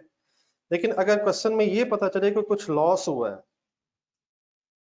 इससे पहले कि आप लिखें पहले जरा समझ ले मैं क्या चाह रहा हूँ। क्वेश्चन में पता चला है कि लॉस हुआ है और उसकी नेचर नहीं पता चल रही। लॉस हुआ है तो उसकी नेचर क्या या क्या हो सकती है? नॉर्मल भी हो सकती है, एबनॉर्मल भी हो सकती है। लेकिन अगर क्वेश्चन में नेचर नहीं पता चल रही तो बाय डिफॉल्ट भी अज्यूम कि ये नॉर्मल होगा। एबनॉर्मल तभी होगा जब हमें कोई इंडिकेशन मिले। तो if there is no information of nature of loss, we assume, वैसे तो ये आपके पास क्वेश्चन में भी लिखा हुआ था, ये जरा क्वेश्चन नंबर 2 जरा ढूंढे, क्वेश्चन नंबर 2 जरा पेज ढूंढना। उस क्वेश्चन नंबर 2 की रिक्वायरमेंट मेरे ख्याल नेक्स्ट पेज पे चलेगी, नेक्स्ट पेज के स्टार्ट पे जरा देखें, एक लाइन होगी, अभी लिख भी लेते हैं वैसे, लेकिन वहां शायद लिखा भी हुआ था। If nothing is mentioned in question then assume any losses, मतलब अगर पता ना चल रहा हो कि लॉस की नेचर क्या है तो बाय डिफॉल्ट क्या अज्यूम करते हैं? क्या इसका मतलब अब नॉर्मल लॉस हो नहीं सकता? हो सकता है, लेकिन वो तभी हो सकता है अगर कोई हमें इंफॉर्मेशन से पता चल जाए। फॉर एक सेंटेंस मेरे ख्याल यहाँ लिखना है आपके पास, if nature is of loss is not available,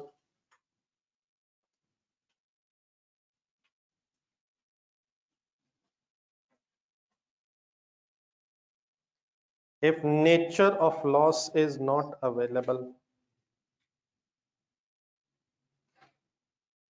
then assume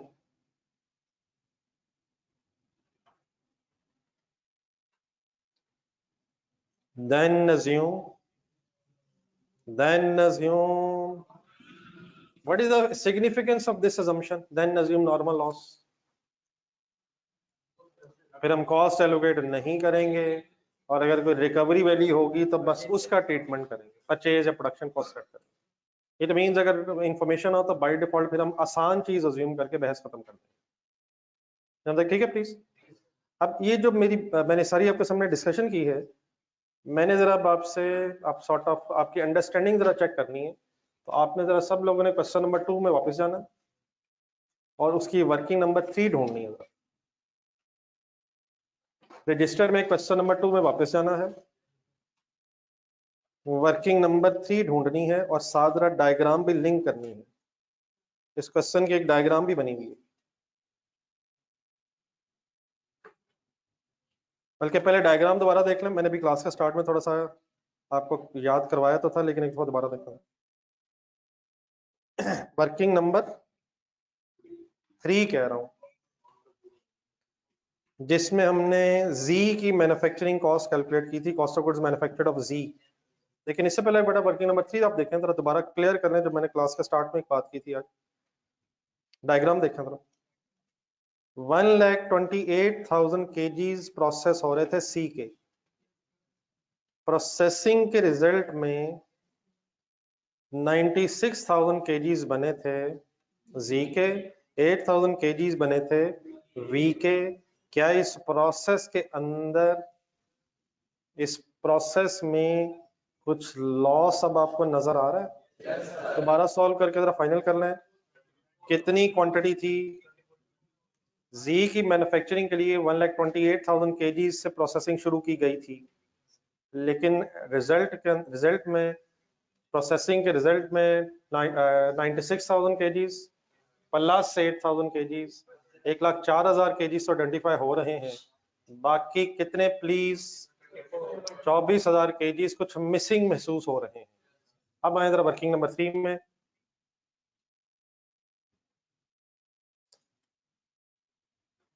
क्या लॉस वैसे हुआ है? सर कुछ क्वांटिटी लॉस हुई है, नॉर्मल हुई है, नॉर्मल हुई है। हमें लॉस की नेचर नहीं पता चली, तो क्या मैंने इसे नॉर्मल अज्यूम किया होगा या नॉर्मल? और अगर मैंने इसे नॉर्मल अज्यूम किया होगा तो अब आपने जरा चेक करना है कि क्या मैंने वही किया जो नॉर्मल लॉस का होता है। नहीं, ये मेरे से सुनना, ये मेरे से सुनना आपने। अब अपनी वर्किंग नंबर 3 अब गौर से देख रहे हैं थोड़ा। 314 to 300 तरतीब से ऊपर से शुरू करें। एक सी की कॉस्ट ऑफ गुड्स मैन्युफैक्चर्ड लिखी थी हमने। किसी को पता है कितने केजीज की कॉस्ट थी? ना करें, हिम्मत करें यार प्लीज, खुदा कर लीजिए प्लीज। सवाल पूरा देखें, सर्च लगाएं जरा। ये 134,000 की इनिशियली कॉस्ट थी, इसमें से फिर मैंने क्या लेस किया था? 6,000 केजीज की कॉस्ट लेस करके क्या निकाल लिया था? ये कितने केजीज की कॉस्ट आई थी? बोर्ड पे मुसलसल देखते रहिएगा, मैं साथ साथ हाईलाइट करता रहता हूँ। क्या ये 1,28,000 केजीज की कॉस्ट थी? फिर इसमें बेटा क्या ऐड हुआ था यार? और फिर ये जो नीचे कॉस्ट आई थी 3,804,800, कंसंट्रेट अब फुल करना है। इसके साथ मैंने क्या लिख दिया था? मैन्युफैक्चरिंग कॉस्ट ऑफ Z, उसमें से क्या लेस किया था?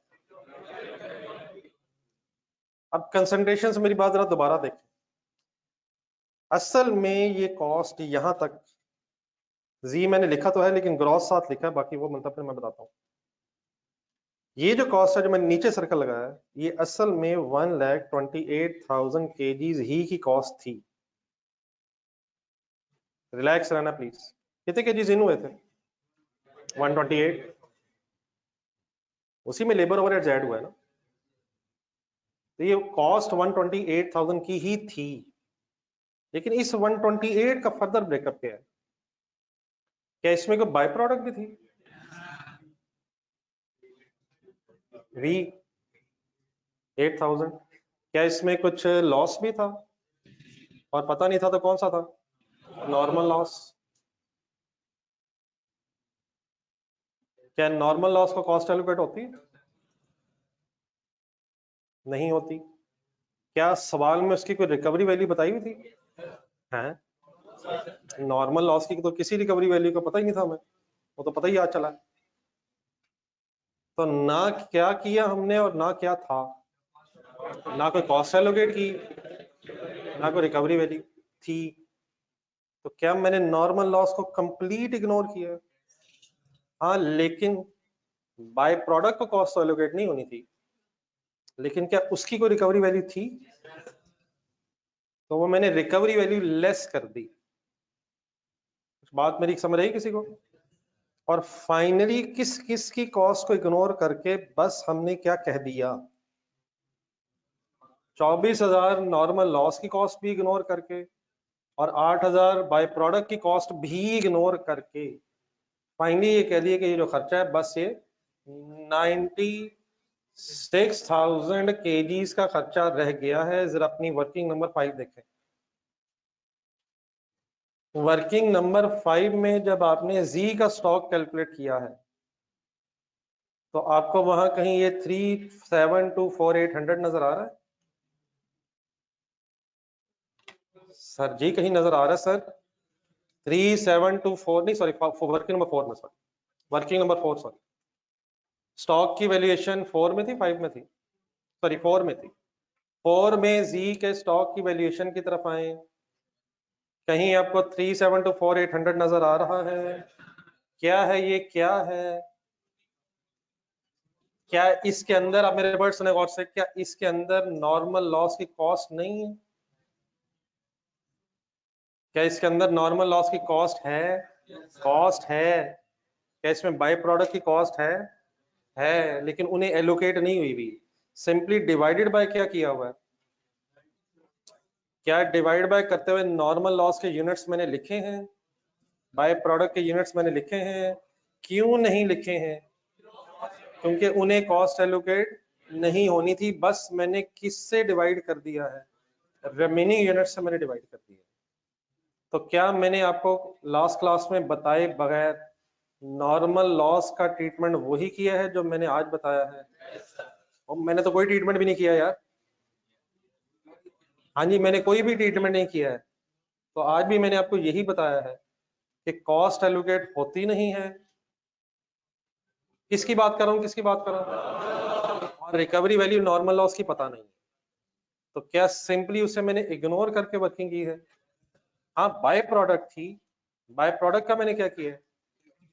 कॉस्ट उसे भी एलोकेट नहीं होनी थी, लेकिन उसकी रिकवरी वैल्यू लेस करके ही मैंने वर्किंग की है। एक सेकंड जरा बोर्ड पे देखें, जहां 80,000 नजर आ रहा है आपको, अगर फॉर एग्जांपल कोई नॉर्मल लॉस की भी रिकवरी वैल्यू होती तो क्या वहां से मुझे आप वो भी लेस करवा रहे होते?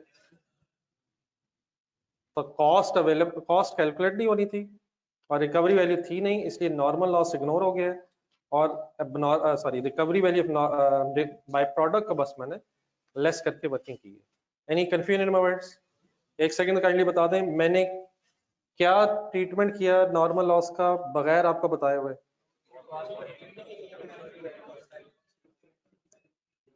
क्या वही किया जो आज डिस्कस हुआ है? तो जब भी क्वेश्चन में लॉस की नेचर ना हो तो हम बाय डिफॉल्ट क्या अज्यूम करेंगे और फिर कॉस्ट एलोकेट नहीं करेंगे। हाँ, रिकवरी वैल्यू अगर कहीं मिल जाएगी तो उसका ट्रीटमेंट उसी तरह करेंगे जिस तरह बाय प्रोडक्ट की रिकवरी वैल्यू का ट्रीटमेंट किया गया है। हाँ, बहरहाल थोड़ा सा डिफरेंस भी है। बाय प्रोडक्ट की जो रिकवरी वैल्यू का जो ट्रीटमेंट हमने पढ़ा था उसमें एक अदर इनकम वाला भी है, लेकिन नॉर्मल लॉस की रिकवरी वैल्यू अदर इनकम की बजाय सिर्फ नेट ऑफ वाला ही ट्रीटमेंट है। तो कहां तक शायद सिमिलरिटी है, बाय प्रोडक्ट को भी और नॉर्मल लॉस को भी कॉस्ट एलोकेट नहीं होती है, लेकिन अगर इनकी कोई रिकवरी वैल्यूज हो तो उसका ट्रीटमेंट होता है। बाय प्रोडक्ट में दो तरह के ट्रीटमेंट्स अलाउड है, अदर इनकम भी बना सकते हैं और मैन्युफैक्चरिंग कॉस्ट से भी नेट ऑफ कर सकते हैं, लेकिन नॉर्मल लॉस के केस में रिकवरी वैल्यू नॉर्मली सिर्फ कॉस्ट में से ही नेट ऑफ की जाती है। आई होप के कुछ मैं समझा पाया हूँ, या अल्लाह मौला मदद करिए। चलें अब यहाँ से ऑनवर्ड्स हम चलो फिर आगे। Any confusion online students? अब यहाँ से जो ऑनवर्ड्स क्वेश्चंस हम करेंगे उसमें पुरानी बातें मीन्स पिछले 2-3-4 दिनों में जो बातें हुई हैं जॉइंट प्रोडक्ट की वो एज इट इज है, लेकिन साथ कुछ लॉसेस भी आ रहे हैं। इट मीन्स हमारी इंजॉयमेंट क्वेश्चंस में जरा बढ़ती जाएगी। चलिए let's start enjoyment of the question number 3। पढ़ाई इंजॉय करते हैं ना आप लोग? Any confusion? भाई कुछ पूछ रहा है, बता रहा है?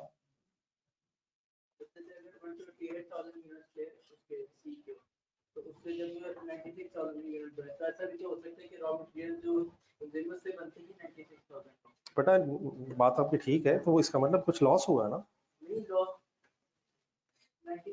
बेटा? सही कह रहे हैं आप।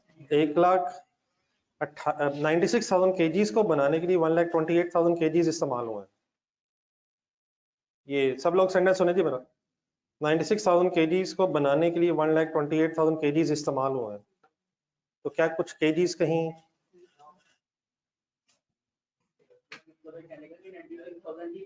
बेटा मैं भी यही कह रहा हूँ, क्या 1,28,000 केजी से इस सवाल के मुताबिक 96,000 केजी ही बनते हैं? मैं भी यही कह रहा हूँ। नहीं आप तो कह रहे हैं, मैं यकीन माने 100% वही कह रहा हूँ। इस सवाल के मुताबिक 96,000 केजीज को बनाने के लिए आपको 128,000 केजीज रिक्वायर्ड है।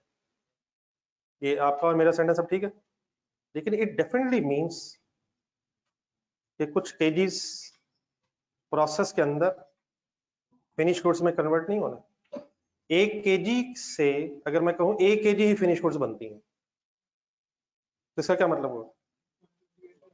नहीं 1 केजी अगर फॉर एग्जांपल इन करते हैं आप, तो जो फिनिश गुड्स बनती हैं उसका वेट भी 1 केजी होता है, तो इसका मतलब लॉस नहीं हुआ। लेकिन अगर मुझे 1 केजी फिनिश गुड्स बनाने के लिए सपोज 1.5 केजीज इन करने पड़ रहे हैं, तो इसका यही मतलब इसका यही है कि मुझे अगर 1 केजी बनाना है तो अब मुझे 1.5 केजी चाहिए,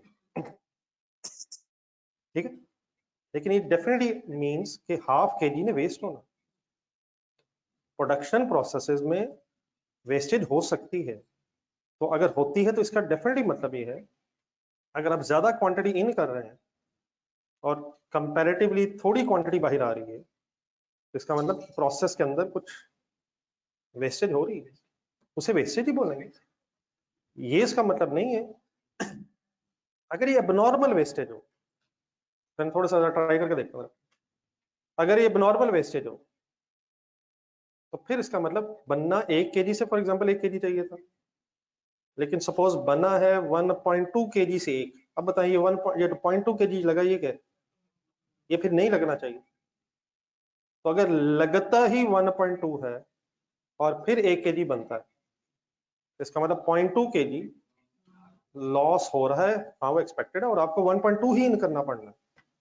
अब आप अगर 1 केजी इन करेंगे तो आपकी फिनिश गुड्स 1 केजी की नहीं बनेगी।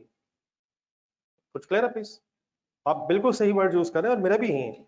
96,000 केजीज को बनाने के लिए हमें 1,28,000 केजीज इस्तेमाल करने पड़े हैं। क्या इसका मतलब है कि कुछ केजीज वेस्ट हो रहे हैं? यही हम बात कर रहे हैं।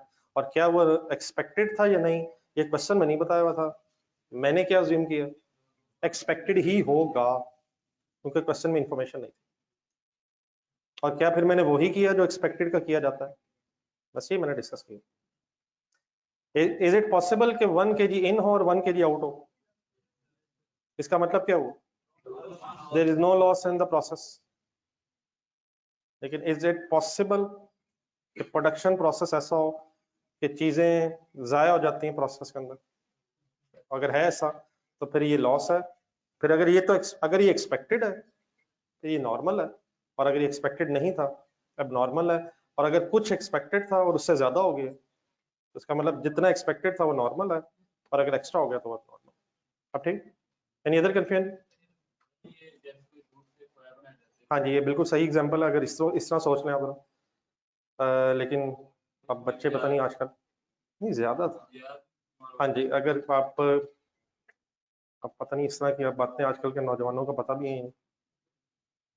लेकिन कोई सही और एग्जांपल लगा, इवन अगर आप घर में अगर कभी देखें तो आप अगर दूध को बॉईल करें,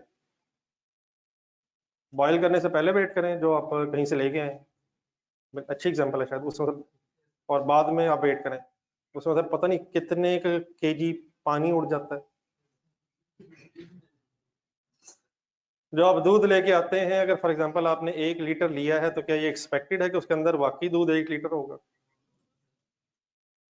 तो अगर आप उसे प्रोसेस करेंगे चूल्हे पे, तो उस गरीब में से क्या निकल जाना है? उसका वेट कम रह जाना है। क्या वो एक्सपेक्टेड है? क्या वो एक्सपेक्टेड है सर? Yes sir. लेकिन अगर दूध गायब ही हो जाए एंड में, तो ये नहीं होना चाहिए था, ये फिर अनएक्सपेक्टेड हुआ, हद ही हो जाए। सपोज 1 लीटर अगर आप बॉईल करें तो उसमें से 0.8 लीटर रह जाता है। ये हमेशा ऐसे ही होता था जब भी आप उस दुकान से लाते थे। किसी दिन आपने वजन किया तो 0.5 रह गया। अब क्या हुआ? इसका मतलब उसने जुल्म ज्यादा कर दिया। अब अगर उसके पास जाए और हम कहे भाईजान आइंदा ऐसे ही होना है, तो उसका मतलब आप नया नॉर्म ये है कि 50% नॉर्मल हो गया। अब अल्लाह ना करे किसी दिन देखिए खाली रह जाए, तो ये मेरे ख्याल सही एग्जांपल होगी। अब ठीक है एग्जांपल, लेकिन भाई भी वो कह रहा था कि समटाइम्स में से मक्खन वगैरह निकाला जाता है, तो उसका वेट उतना नहीं होता है। आप ज्यादा इन कर रहे होंगे, नेट जो फिनिश गुड्स है उसकी क्वांटिटी डिफरेंट होगी, वो किधर गया? वो गया किधर? तो प्रोसेस है, कुछ इवेपोरेट हो जाएगा, और शायद कुछ वैसी इम्प्योरिटीज होती हैं बीच में। चलो मेरे ख्याल है हम क्वेश्चन करते हैं, अब काफी हो गया। आजकल तो नौजवान पता नहीं दूध पीता भी है या नहीं, दूध पीता हो बच्चा बच्चा लगता है। आपके सामने अगर दूध पड़ा हो एक ग्लास में, और दूसरी तरफ ग्लास में, तो कहना अच्छा नहीं लगेगा। बॉटल पड़ी हो स्टिंग की, तो आप जैसे नौजवान दूध पीते हुए कूल लगेंगे या स्टिंग पीते हुए? अपनी कौन सी पिक्चर को अपलोड करेंगे आप? दूध तो बच्चे पीते हैं, दूध पी ऐसा हो गया है, और स्टिंग पीते हुए ना भी पी रहे हो तो सुबह दोपहर शाम दिल करता है, क्योंकि वो कूल लगता है।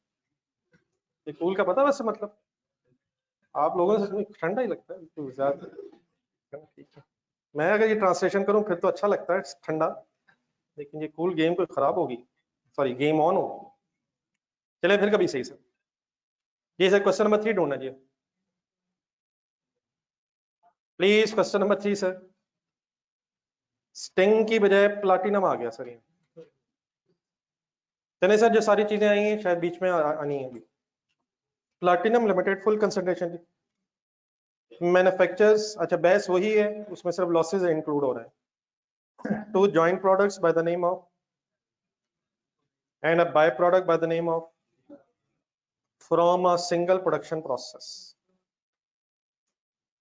Following information is available from PL's records for the month of February 2012. Direct material पढ़े आगे data 25,000 kgs eight the rate of, ये डायरेक्ट मटेरियल किसे कहते हैं? रॉ मटेरियल ही का एक और नाम है, और रॉ मटेरियल कंज्यूम्ड है। Direct material is another name of, ये मेरे ख्याल लिखा था आपने जब पहला फॉर्मेट बनाया, ये ढूंढना जरा फॉर्मेट पहला। सबसे पहले आपने जब मेरे साथ कॉस्ट ऑफ गुड्स मैन्युफैक्चर्ड का एक स्टेटमेंट बनाया था, जल्दी देखें जल्दी देखें। फैक्ट्री डायग्राम के बाद जो अपने कॉस्ट ऑफ गुड्स मैन्युफैक्चर्ड का मेरे साथ एक फॉर्मेट बनाया था, उसमें हमने मेरा ख्याल है कि रॉ मटेरियल कंज्यूम्ड कैलकुलेट करने के बाद ब्रैकेट में लिखा होगा, अगर नहीं लिखा तो लिख लें, लिखा हुआ। तो raw material is simply also called as direct material. आ जाओ वापस, ढूंढ लिया करें जरा, एक नजर पड़ जाए।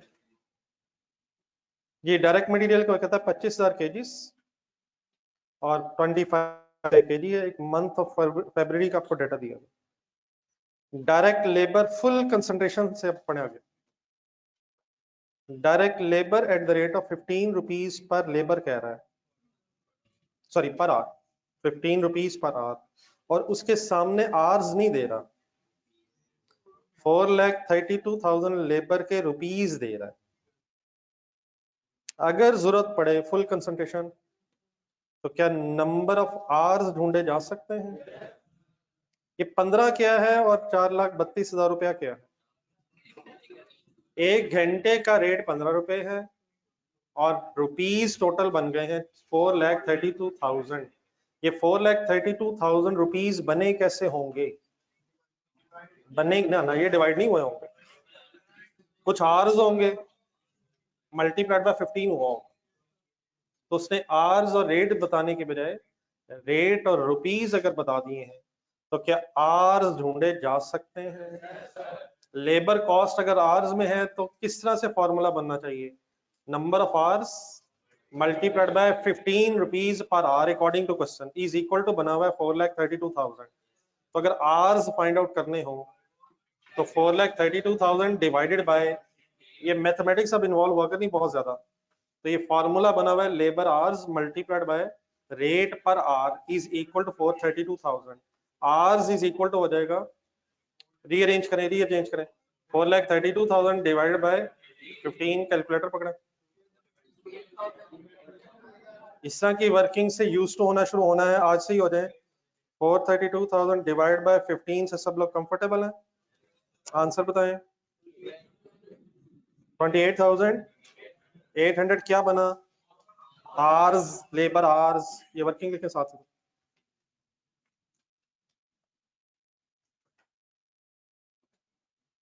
ये डिवाइडेड बाय क्लियर है प्लीज? Any confusion? अगर रुपीस और आवर्स दिए होते तो रेट निकाल लेते। क्या बोला मैंने? रुपीस और आवर्स दिए होते तो रेट निकाल लेते। कैसे? For example? नहीं बेटा, मल्टीप्लाई अभी भी नहीं हो रहा। हिम्मत करें। 432 डिवाइडेड बाय 28 पॉइंट, प्लीज। जो मैं ये बेटा, अगर असल में 432 बना कैसे हुआ है? Labour hours into rate per hour is equal to 432 बना। यकीनन इस वक्त हमें, या इस तरह से कहने के बजाय is equal to labour cost बनेगी। हमें क्वेश्चन में 15 बताया हुआ है और 432,000 की लेबर कॉस्ट बताएगी, रुपीस में लेबर कॉस्ट बताएगी। हमने क्या फॉर्मूला बनाया? Labour hours is equal to, multiply हो रहा था उस तरफ जाके डिवाइड हो गया, ये ऐसे ही हुआ ना, इज इक्वल टू तो उस तरफ गया। सिमिलरली अगर फॉर एग्जांपल ये रेट ना दिया होता और लेबर आवर्स दिए होते 28,800, तो क्या लेबर रेट पर आवर भी निकाला जा सकता है? उसको सॉर्ट ऑफ मैक्स कह रहा हूँ। तो प्लीज सही पिक्चर ध्यान में रखें, बाकी अगर जरूरत पड़े तो रीअरेंज किया जा सकता है, लेकिन डिपेंडिंग अपॉन के मल्टीप्लाई करना है या डिवीजन होनी है, ये थोड़ा सोचना पड़ना है। अगर लेबर आवर्स और रेट होता तो मल्टीप्लाई करके लेबर कॉस्ट आ जाती, लेबर कॉस्ट है और आवर्स होते तो रेट आ जाता, डिवाइड करके मैथमेटिकली डिवाइड होना था। और अगर for example according to question rate और रुपीस दिए हुए तो हम इक्वेशन को रीअरेंज करके आवर्स भी निकाल सकते हैं। Any confusion in my working? Third line sir, normal loss किसे कहते हैं? तो क्या कुछ एक्सपेक्टेड लॉस है? 20% ऑफ द मटेरियल कंज्यूम्ड। ऊपर थोड़ा सा ऊपर इस टेबल के अंदर जाए, how much is the total material consumed? 25,000 kg, rupees भी कैलकुलेट हो सकते हैं वैसे। 25,000 kg ये कंज्यूम्ड है, ये कंज्यूम्ड है सर। तो कितने परसेंट नॉर्मल लॉस है? तो इंशाल्लाह आ जाएगा, भी आगे चलें, आ जाएगा आगे 5,000 आगे। Overheads are allocated to the product at the rate of, overheads का जरा वर्ड अंडरलाइन करें। अब यकीनन बेटा पूरे वर्ड्स तो फैक्ट्री ओवरहेड्स हैं, प्रोडक्शन ओवरहेड्स हैं, मैन्युफैक्चरिंग ओवरहेड्स भी हैं, लेकिन जस्ट ओवरहेड्स का मतलब भी फैक्ट्री ओवरहेड्स ये समटाइम्स एग्जामिनर वर्ड जरा कम कर देता है। जिससे शायद मैं भी बोलते बोलते मटेरियल बोलूं तो किसे कह रहा हूँ? Raw material, labour, direct labour की बात कर रहा हूँ। ओवरहेड्स बोल दूं तो फैक्ट्री ओवरहेड्स की बात कर रहा हूँ। अगर लिखना तो साथ लिखना, मटेरियल लेबर ओवरहेड्स बोल लूं तो असल में क्या कहना चाह रहा हूँ? Raw material, direct labour, factory overheads. तो समटाइम्स एग्जामिनर शॉर्ट वर्ड्स भी यूज कर देता है। Any confusion in this word of overheads? ये सेंटेंस जरा दोबारा पढ़े ओवरहेड्स वाला, बताएं ये क्या चाहता है। मटेरियल और लेबर कॉस्ट उसने खुद बता दी है। बाकी वो कहता है कि अगर आप 10 रुपीज को मल्टीप्लाई करेंगे लेबर आवर से तो ओवरहेड्स भी कैलकुलेट हो जाएंगे। ओवरहेड्स को कैलकुलेट करने का एक रेट बता रहा है, किसकी बेस पे? लेबर आवर्स की बेस पे। तो रादर देन का कोई अमाउंट बताया आपको, आपसे वर्किंग करवाना चाहता है। What is 10? पूरा देख के बोला। ओवरहेड्स पर लेबर आवर, आपको टोटल लेबर आवर्स पता है, तो उससे अगर आप 10 उसे आप 10 से मल्टीप्लाई करेंगे तो आपके पास इस क्वेश्चन के मुताबिक ओवरहेड्स की, फैक्ट्री ओवरहेड्स की अमाउंट आ जाएगी। क्या देने की बजाय क्या बता रहा है? टोटल अमाउंट देने की बजाय पर आर रेट बता रहा है, और आपसे वो एक्सपेक्ट कर रहा है कि आप आर से मल्टीप्लाई करके अमाउंट निकाल सकते हैं। Any confusion? एक एक सेंटेंस इंपॉर्टेंट है please. Any confusion? Next sentence, normal loss is sold as a scrap at the rate of, सोच के बताएं क्या बता रहा है? नॉर्मल लॉस की रिकवरी वैल्यू बता रहा है, और उसका ट्रीटमेंट इंशाल्लाह भी आप मुझे याद करवाएंगे।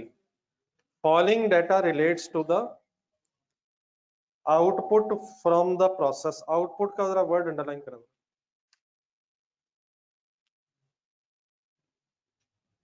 मैन्युफैक्चरिंग बिजनेस बेटा हमारा बार बार बहस में रहना। एक वर्ड होता है इनपुट और एक वर्ड होता है आउटपुट।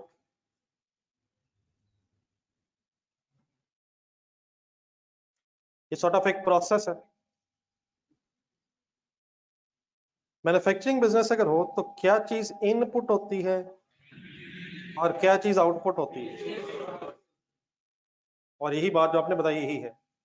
इनपुट की बात अगर हो रही है तो क्या मतलब, हम रॉ मटेरियल की बहस कर रहे हैं, और आउटपुट अगर वर्ड यूज हो रहा है तो फिनिश गुड्स की बहस हो रही है। जो बना वो आउटपुट है, जिससे बना वो इनपुट है। तो इन मैन्युफैक्चरिंग बिजनेस क्या चीज इनपुट की जाती है और अल्हम्दुलिल्लाह क्या आउटपुट बनती है? वर्ड समझ आ जाएगा प्लीज। तो किस चीज की अब इंफॉर्मेशन दी जा रही है? Following data relates the out, जो प्रोसेस से बना है, आउटपुट जो बनी है उसकी बात हो रही है। जी सही कह रहे हैं फिनिश गुड्स, लेकिन कौन कौन सी चीजें बनी है? Alpha, beta, gamma. First line में जाएं, क्वेश्चन की फर्स्ट लाइन में जाएं। अल्फा और बीटा जॉइंट प्रोडक्ट्स के नाम थे और जीटा एक बाय प्रोडक्ट के तौर पे बनी है। आगे पढ़ें। आउटपुट रेशो दे रहा है 75%, 15% और 10%। 75% मीन्स 75/100, 15% मीन्स, और 10% मीन्स। परसेंटेज 100 को रिफ्लेक्ट कर रही होती है। इसका मतलब ये हुआ कि अगर 100 kg फॉर एग्जांपल इनपुट है, तो सॉरी आउटपुट है, आउटपुट रेशो या इनपुट रेशो? अगर 100 kg बने हैं तो उनमें से 75, 15 और 10% रिस्पेक्टिवली अल्फा, बीटा और जीटा की क्वांटिटी। क्वांटिटी देने की बजाय उसने क्या बताया आपको? Output ratio. क्या अगर आपको आउटपुट पता चल जाए तो आप उस आउटपुट को रेशो के मुताबिक ब्रेक कर सकते हैं? जरा अपने डेटा के स्टार्ट में जरा जाएं। कितने केजी इन्होंने? 25,000। नीचे है थर्ड लाइन में, उधर ही ऊपर ही टेबल के अंदर। क्या कुछ लॉस भी एक्सपेक्टेड है? कितना आप कैलकुलेट करें? कितना कितना भाईजान? 5,000। इसका मतलब फिर आउटपुट बननी कितनी है? 20,000। इन कितना होना है? लॉस कितना होना है? कितना बाहर आना है? 20,000 मल्टीप्लाइड बाय 75 करें एक मिनट। ये 20,000 मल्टीप्लाइड बाय क्यों कर रहा हूँ, 25,000 क्यों नहीं कर रहा? आउटपुट रेशो कह रहा है। 5,000 तो वैसे ही वेस्ट है। तो जो आउटपुट बन रही है वो टोटल 20 है, 20,000 इंटू 75 करेंगे तो 15,000 अल्फा की क्वांटिटी आ जाएगी। बात समझ आइए। 20,000 इंटू 15% करेंगे बीटा की क्वांटिटी आ जाएगी, और 20,000 इंटू 10% करेंगे तो किसकी रेशो दे रहा है? आउटपुट की। तो आउटपुट अगर हम फाइंड आउट कर लें तो इन रेशो से हम अल्फा बीटा और जीटा रिस्पेक्टिवली की क्वांटिटी निकाल सकते हैं।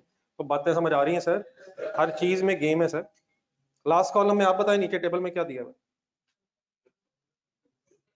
सेल प्राइस पर केजी दी हुई है जॉइंट प्रोडक्ट्स की भी और बाय प्रोडक्ट की भी। गेम और आगे बढ़ाएं, आखिरी 2 लाइनें। Alpha is further process at a cost of rupees before being sold in the market. Alpha को 30 रुपीज पर यूनिट पे फर्दर प्रोसेस भी किया जाता है मार्केट में बेचने से पहले। क्या alpha is saleable at separate point?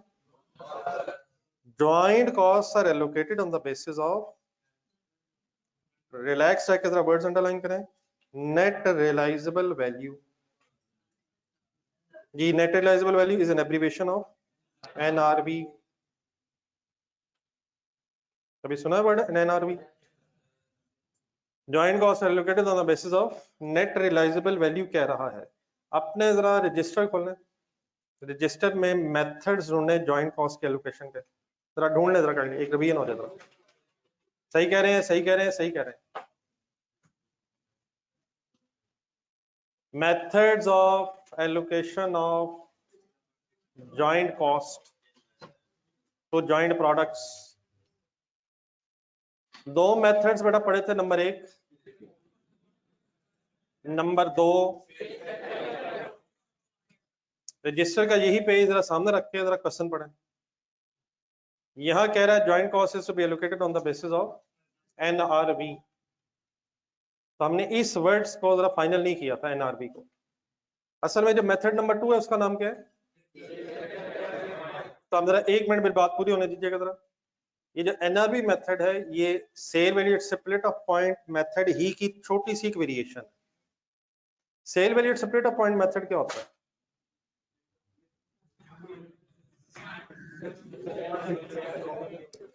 Cell value at split off point method ये होता है कि जैसे ही प्रोडक्ट सेपरेटली इमर्ज हुई हैं उस वक्त की सेल वैल्यूज को बेस बना के एलोकेशन की जाए। तो अगर तो प्रोडक्ट्स उसी वक्त सेलेबल है स्प्लिट ऑफ पॉइंट पे तो उसकी वर्किंग कर लें straight away.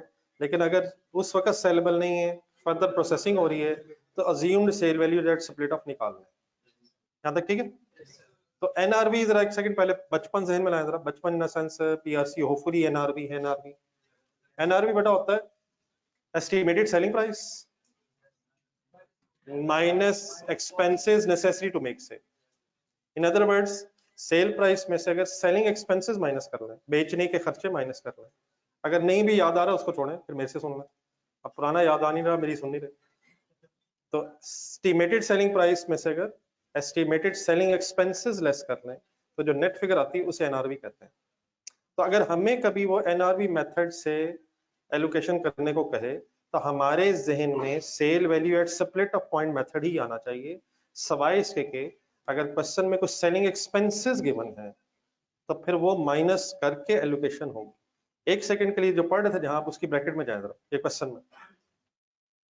NRV method simply bracket में पढ़े क्या है? Sale value at split off point ही है, लेस क्या हो जाना है।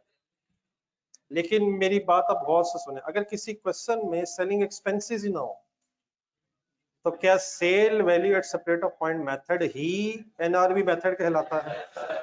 लेकिन क्या कभी फर्क पड़ सकता है? अगर सेलिंग एक्सपेंसेस होंगे तो एनआरवी मेथड में वो सेलिंग एक्सपेंसेस लेस करने के बाद एलोकेशन करेंगे। मसलन फॉर एग्जांपल क्वेश्चन नंबर 1 जरा एक मिनट होना, क्वेश्चन नंबर 1 का आंसर क्वेश्चन नंबर 1 का जरा आंसर ढूंढना है। उसमें पॉइंट सी की वर्किंग में है, एक एलोकेशन टेबल बना होगा, प्लीज बना है यार, बना है। एलोकेशन टेबल ये बना हुआ है sale value at separate of point method से। प्रोडक्ट्स के नाम लिखे हुए हैं, यूनिट्स प्रोड्यूस लिखे हुए हैं, सेल प्राइस पर यूनिट लिखी हुई है, आगे आप बताएं क्या लिखा हुआ है, फाइनल सेल वैल्यू लिखा हुआ है, फिर फर्दर प्रोसेसिंग का इशू था प्रोडक्ट बी और सी का, फिर फर्दर प्रोसेसिंग कॉस्ट का कॉलम बना हुआ है, assumed sale value at separate point आ गई है सर। तो अगर एनआरबी मेथड हो तो यहां तक वर्किंग एज इट इज है, यहां तक वर्किंग एज इट इज है।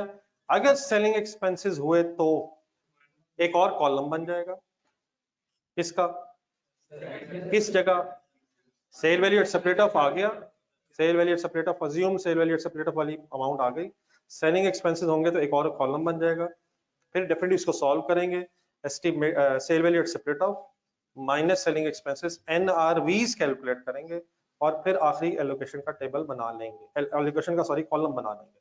तो ऐसे there is no major difference between simply sale value at separate of method and NRV method. What is the only difference, अगर सेलिंग एक्सपेंसेस होंगे तो फिर एक एक्स्ट्रा कॉलम बनने के बाद एनआरवी आ जाएगी। तो what is the meaning NRV method, sale value at separate point ही लेनी है आपने, less selling expenses if any, और if there is no selling expenses तो जिस तरह टेबल यहां कंप्लीट हुआ है अज्यूम्ड सेल वैल्यूज का, एनआरवी मेथड में भी ऐसे ही कंप्लीट हो जाएगा। कुछ मेरी बात क्लियर हो गई है? बहरहाल इस मेथड में एनआरवी मेथड है, देयरफॉर हम क्या भी ढूंढेंगे सेलिंग एक्सपेंसेस, अगर मिल जाएंगे तो ठीक है, अदरवाइज ऑब्वियसली फिर वो सेल वैल्यू मेथड ही एनआरवी मेथड बन जाएगा। आई होप कि क्लियर हो जाएगा प्लीज। अरे ब्रैकेट में बहरहाल एक्सप्लेन हुआ था, sale value at separate point ही लेना आपने, और सेलिंग एक्सपेंसेस को बस लेस कर देना है इफ एनी, और अगर ना हुए तो बोल दे जरा, एज इट इज क्या ही क्या बन जाएगा, sale value at separate point method ही एनआरवी मेथड हो जाएगा।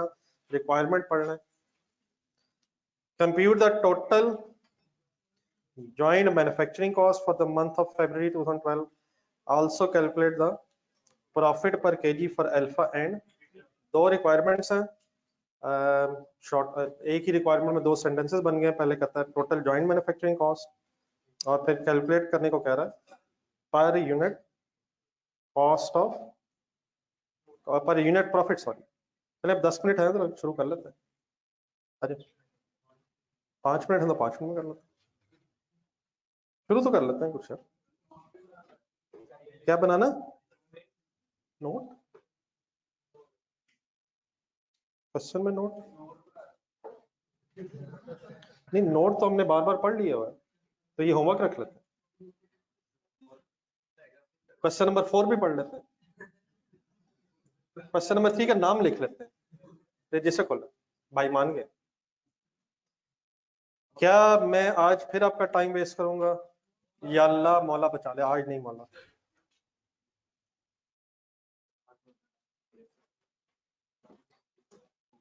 कोई नहीं, बिजनेस नेम तो लिखना है यार,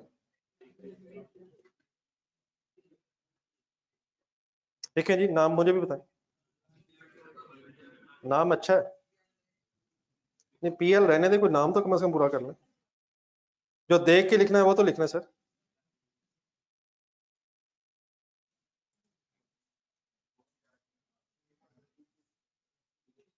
नहीं अल्हम्दुलिल्लाह आपकी दुआ लग गई है, और मेरा हाथ लग गया था, आपकी दुआ लग गई, दुआ दूसरी अभी हुआ है, पहले भी हो रहा था। बिजनेस नेम सर आज लिख के इंशाल्लाह जाना है, बोर्ड से देखे बगैर काइंडली बिजनेस नेम लिखे आप, प्लैटिनम लिमिटेड।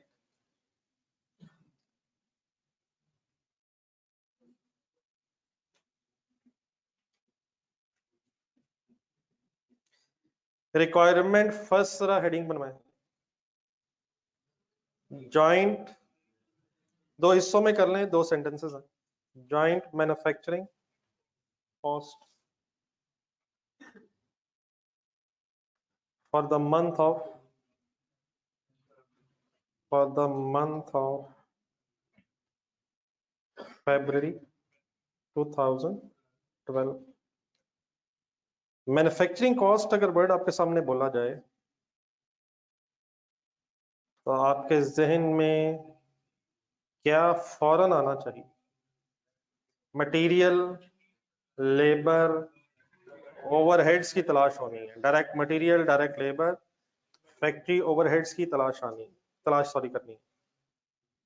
तो कॉन्सेप्ट चलिए ऐसे ऐसे अगर डेवलप हो जाएंगे तो with the passage of time इंशाल्लाह इम्प्रूवमेंट होती रहेगी। यही बस रिक्वायर्ड है कि जो रोज डिस्कस हो रहा है उसको जहन में रिटेन रखने की कोशिश की जाए। चलें इंशाल्लाह नेक्स्ट क्लास में इंशाल्लाह मंडे को करेंगे, लेकिन मंडे को उम्मीद है कि हम जहां तक पहुंच जाएंगे फिर एक टेस्ट की तरफ भी पहुंचेंगे। तो डेफिनेटली अगर क्वेश्चन कंप्लीट हो जाता अच्छा था, लेकिन चलें जितना हो गया कल को टाइम थोड़ा सा निकाल के इन दिनों में डेफिनेटली अभी जब तक कुछ पढ़ना हम लें, खास होमवर्क नहीं है, जब तक कुछ अच्छे 2-3 क्वेश्चंस ना हो जाए तो थोड़ा थोड़ा बस रिवाइज करते रहिएगा। ठीक है प्लीज, अल्लाह हाफिज।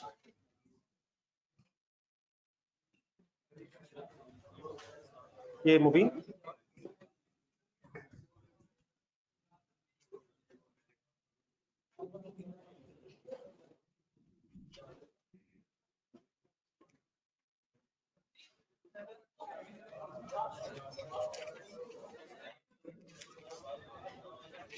ये बल्कि पास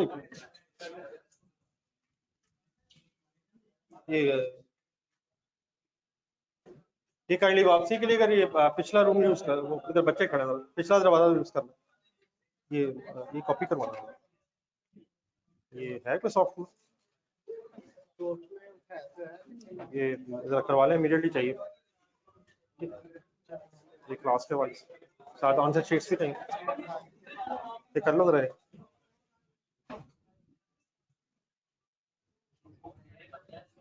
ये हो रहा था, ब्लिंक हो रहा था।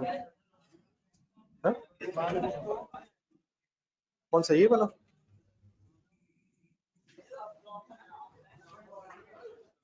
ये अल्लाह पैसे है